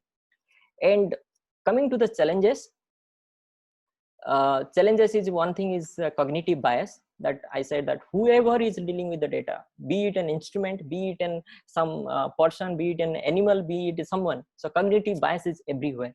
So just to give a quick example, if something if I show you some report and you say it's normal, so then if you are from statistician background, so the normal means it's a Gaussian distribution. If you are a scientist, you will be saying that what do you mean by like normal, and then you will be questioning, then you will be thinking of writing another publication to make what is this normal means. And if it is a doctor, the main thing is that whether the situation of the patient is okay, or whether he can go to the inside his house or not. So so all these things like and normal means then the patient thinks and patient feels sometimes that I come to these hospitals and I came across all these steps, that I did my test, I went through a quarantine period, and now these things coming normal. Then why the hell I did all these things? So so then this is a torture to me. So I can all these things I can say, but at that moment, whatever the statement given by the doctor is like, you are okay, normal. So everyone should trust at least two people. One is a doctor and lawyer, that I believe, and I don't know why, that we should be truthful to our doctor, and we should be very truthful to our lawyer. And for lawyer, everything is like, again, relative. For lawyer is like who is somebody who is fighting case for you in a court, whether that court is just inside your house, like your mother fighting a case on behalf of you in front of your father, or maybe your father is protecting you in front of your mother's scolding. So all these things, so you should be truthful to your lawyer. So the magistrate, the barrister who does like order, so he will definitely take the decision, but you should be very truthful and speak the truth to your doctor and your lawyer, so they can help you to overcome the situation. So they are there to help you. And challenges that people are discussing, like even most of the things that was whatever I wanted to tell was, most of the things was shared by Abhishek. So I'm thankful to Abhishek. And data management, and one of student probably asked a question related to that. If there is like all the data storage will full, then what will you do? Now somebody again asked, like if one node is like hacked, and then everyone is hacked, so then what will you do? So these are like related to the data management. Again, the next point comes the ethical issues. So then the law and order comes into the picture, because what the state rule may not be going okay with the government rule. Maybe whatever the government is saying may not be going okay with some different government. Maybe Chinese government is saying something, so it may not go with then the government becomes a relative parameter. The government for me will be maybe different for somebody who is from China, and the government for me will be maybe different for somebody who is from West Bengal, because let's say I'll be considering the state government. If I say now, right now I'm staying inside Odisha, then my state government will be, let's say, Naveen Patnaik, and somebody is now staying inside inside West Bengal, the state government will be probably to Mamata Banerjee. And now then these things really work fine, but the problem comes when somebody tries to cross the border. Let's say I'm going from a train, I'm coming from Mumbai to Howrah, and I take this Konark Express. Then it came from like from Mumbai to like it come through Secunderabad, like Hyderabad, where then to Bhubaneswar. So I crossed many points. That means I crossed many states. So all this, like I sometimes when I'm a traveler, I do not know who my government is, because let's say I am holding a passport of Indian passport, but at the same time I have a state identity Odisha, and I'm coming from Mumbai to Odisha, but right now I'm stuck in Hyderabad, or I mean the Telangana or Andhra Pradesh. So at that time I'm confused. So which rule will be applicable? Whether the state government will be applicable, whether the rule of will be coming from the central government, or maybe if I'm a international traveler, so whether my country rule, like if I'm from United States, then which country, like it brings some confusion. Then another thing is like privacy issues. So people are dealing with that now. So whenever like the computer vision, artificial intelligence, face recognition, all these tips come into the picture, but at the same time, just then people started to raise the questions like what about our privacy? So if you have access to my signature, if you have access to my fingerprint over the Aadhaar, then you can take my money out of the bank. So then what about my privacy? Who will be guarantor of that? So these things like in the challenges. Then again, I said that as a cultural differences, somebody born and brought up in Odisha will be having a different cultural background, and then somebody who is born in Odisha but raised in Kolkata, or maybe raised in born in Kolkata, raised in Odisha, and maybe like me when I went to Netherlands. So then I came from a different cultural background. So all this like there everything is open and everything is I don't want to comment, but like that is a different situation. So cultural differences, and here most of the things related to the racism and things comes into the picture. Again, but this is another thing is like economics and finance, and who is giving money, and how you are managing all these things comes into the picture. Like let's say even if government of India wants to set up a data center, and do we really have that amount of money? So where the money will come from, and do we have enough taxpayers to pay that money, and who will be taking that risk? So all these things will be come into picture in the when you have some crisis and challenges. Then another aspect is called supply chain management, and here like like let's say I gave my pen drive to Abhishek to give a presentation to upload my presentation to the website, but somewhere in between this process, maybe network failure or something happened, maybe that pen drive is faulty, so I could not able to upload my presentation. So again, I'm taking the Abhishek's name, but don't take it personally that I have actually given my pen drive. No, that's not the situation. So these are problems related to the situation like supply chain management. Like let's say state government gave an order that we'll be supplying RT-PCR thing to the like patients, but in between there was some different issues, like the truck that was carrying the PCR instrument got lost in like it was supposed to go from Bhubaneswar to Bhadrak, but it got stuck in Jajpur. Maybe it was a place in Odisha. So these are the problems that comes from the supply chain management. It is also related to when you have some network issues, like you have bandwidth problem, and all these things. Let's put that into this supply chain management. And this is one of the beauty, I will say, that error in propagation. So whenever you do something, there will be chances of error is there, and no one is perfect. And because I am from instrumentation background, and I love to deal with error in each and every moment, because once I complete my measurement, I have to say that okay, I measured the temperature equal to 20 degree plus or minus 3% or plus or minus 5 degrees. So I have to give some number. So then whether it is a relative error, whether it is a absolute error. So now like all this, now if I am designing a medical instrument, so in each and every step there will be an error, and the error, let's say from signal conditioning there will be error, when from the data acquisition there will be some error, and from the sensing part there will be some error, and from the measurement process there will be some error, like error by the human, the person who is taking measurement. So all these things will be there. So from the moment we measure something and then the result that we get, there will be chain of error in each in each and every step. So final error will be get multiplied. It's like you can just assume it's like a cascaded system.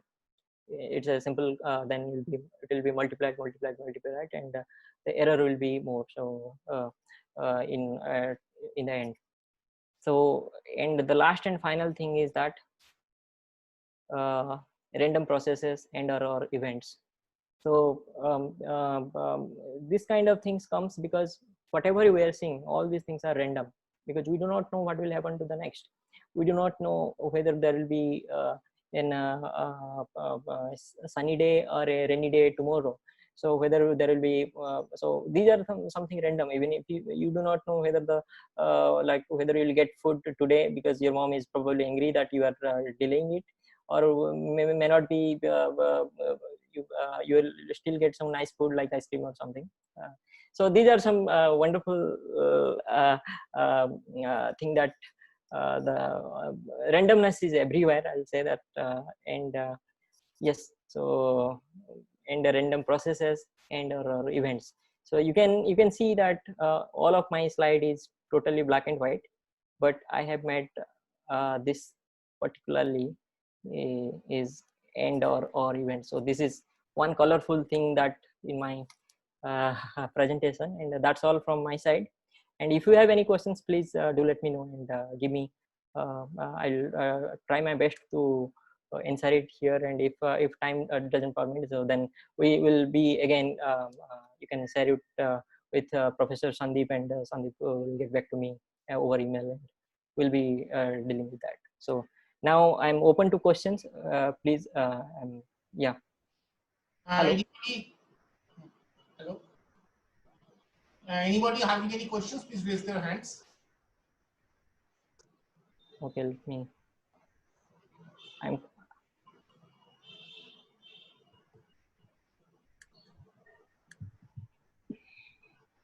Anybody having any questions?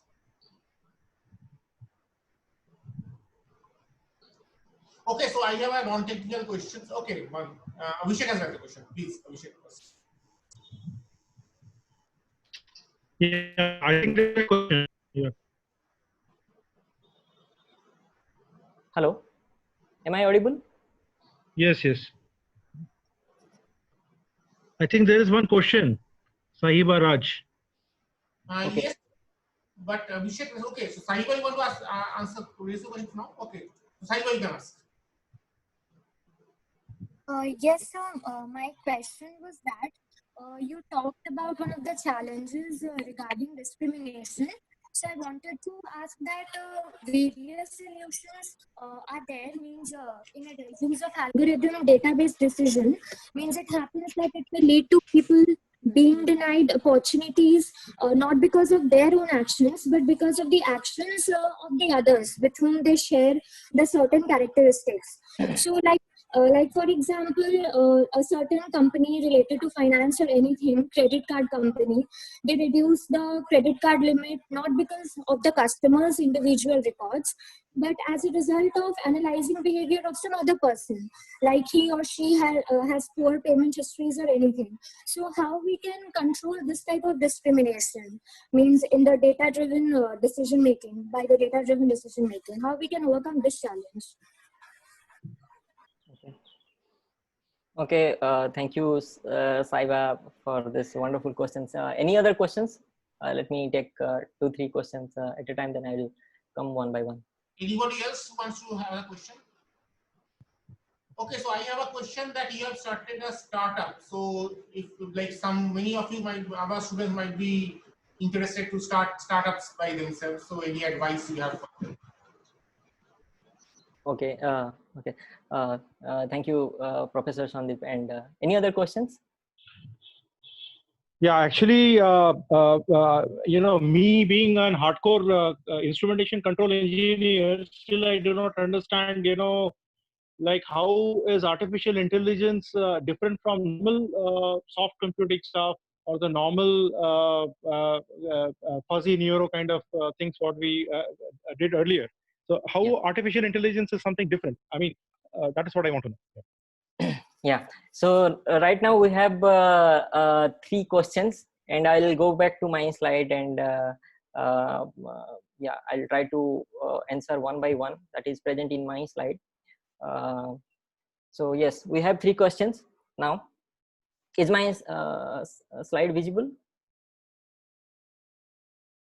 Actually, no, it's not visible.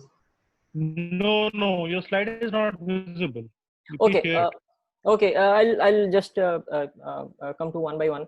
So first question was by Saiba. So the discrimination was there. So it is not by intentionally. Maybe it is intentionally or may not be intentionally. Maybe it is the problem coming from the algorithm side. Maybe some artificial intelligence algorithm that was developed. So so if you come across this situation, so you know what to do and how to deal with that. Probably that was the question. So and who will be responsible for that. So then this brings to the questions like this is an ethical issue, and uh, generally sufferer will be generally the sufferer will be everyone, but who is in the last node in the process, he feels that I am taking all of the burden. So maybe in this case the maybe the customer, so who is having this credit card, maybe if one day all his he is bankrupt or something, like he doesn't have money to pay, so then he feels like I am feeling like I am the sufferer. But at the same time, think of the who is on the up in the ladder. Let's say it is one company by XYZ company and the founder of the company, so then he will be thinking that this is thing coming from my side, so probably I am the sufferer. So then it comes to the first slide that I have mentioned. This is the cause and effect. So if you will try to find the cause and effect relationship, then you will get confused. So in this situation, I seriously have no answer. But yes, the best thing that I could probably say that we have to hold on for some time. Then if we feel that we have suffered a little lot, then time has his own action. So time heals everything. So over time it gets thing. And coming to on the second question by Professor Sandeep, that I started this startup. Maybe most of our Techno India students might be interested. So this startup that I started was called Ridley Research. From the name itself, you can find out that Ridley is coming from one of the thing called olive Ridley, and olive Ridley is Odisha, West Bengal, Andhra Pradesh. It's quite famous for all this olive Ridley, even the coast of Mexico, and so that is related to the ecological conservation.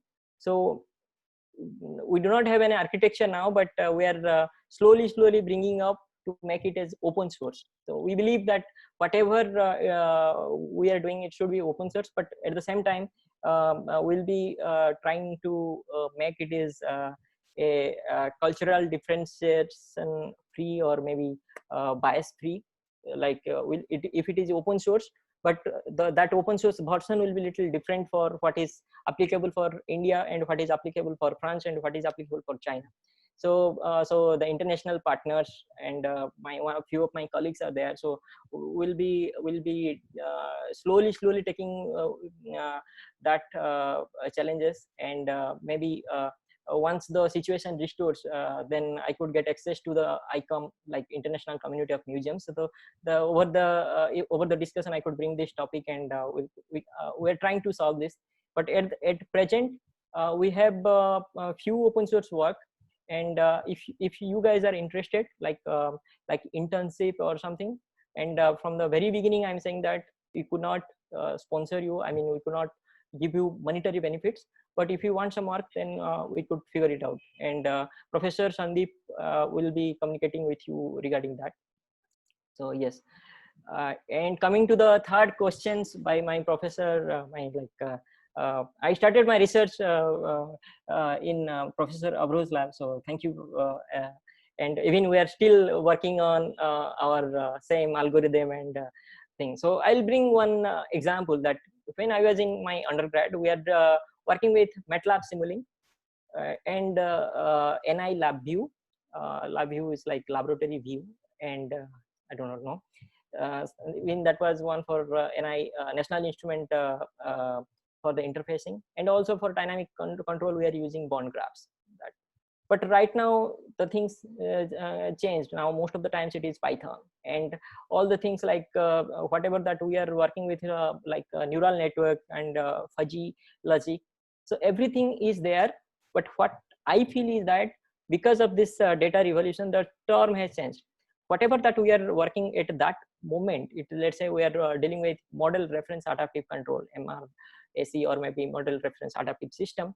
So that system is there, but now people are moving towards the when they are trying to model the situation or model the process, they're trying to make the model out of the data. So there all these things, deep neural network, like they want to treat even the model as a black box. They do not want to know even the black box, like the person who is creating the model, he doesn't want to know, and probably they do not have any mathematical answer for that. So they do not have a mathematical tool to analyze the deep learning, what is happening inside, how these weight factors are assigned to each and every node.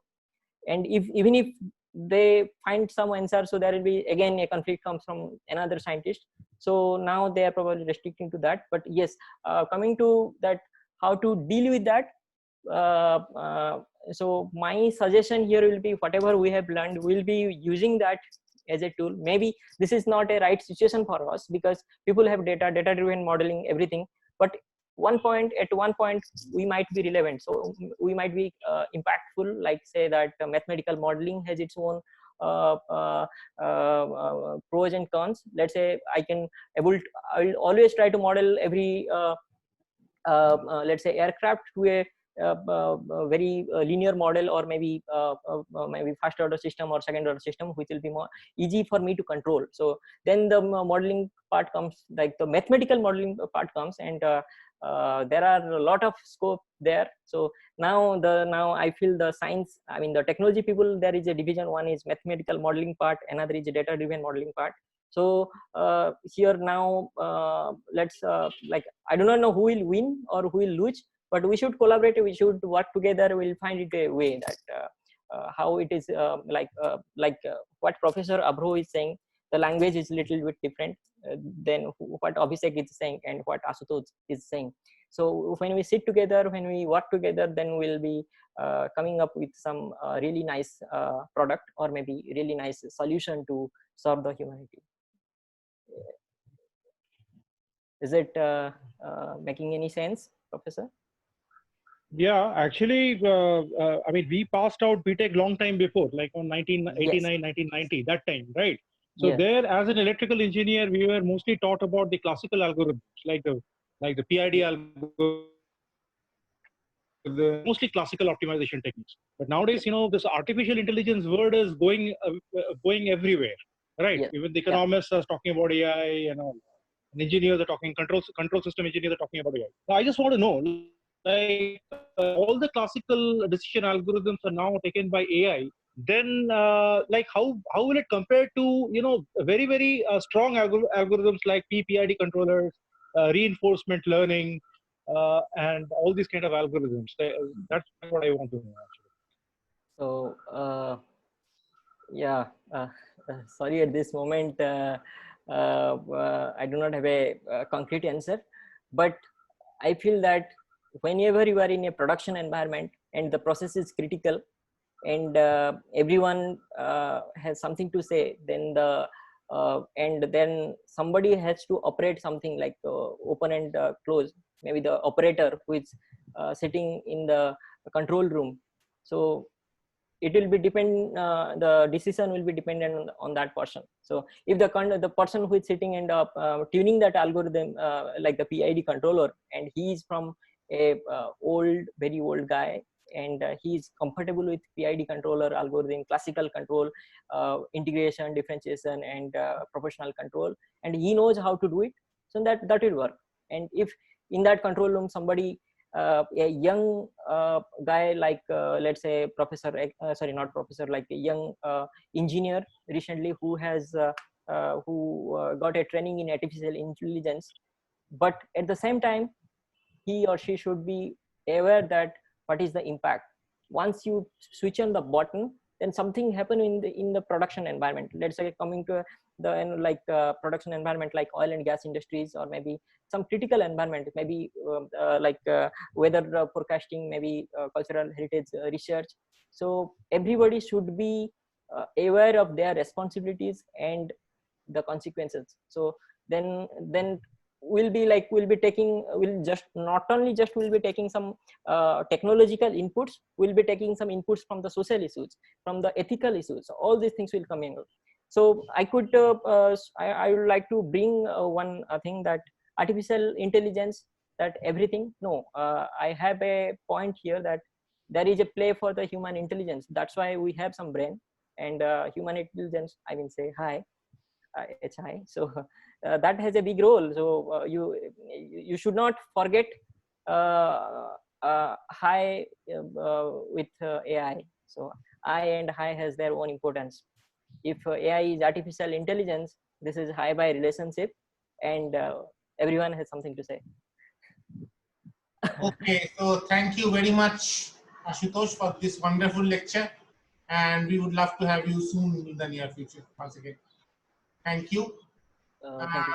So if there are any other questions, unfortunately, we cannot take it due to lack of time. You can, of course, mail it to me and I will forward it to the experts. So to conclude, I would like to thank all the participants who participated in this wonderful talk for so long.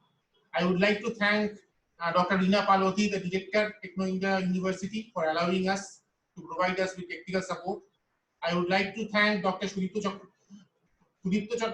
Chakraborty and Ms. Rupal from TIU to provide us with technical support. And also, you from the Department of ECE, we would like to thank all the faculties, but especially three of them, Dr. Abhrav Mukherjee and Mr. Gautam Kumar Das, who helped a lot about the experts, and Mr. Shomojit Vishwas, who helped us to design the wonderful poster. So thank you very much, and we would like to meet soon for the next edition of this AEC webinar. So thank you, and with this, I would like to conclude this webinar. Thanks a lot. Thank you.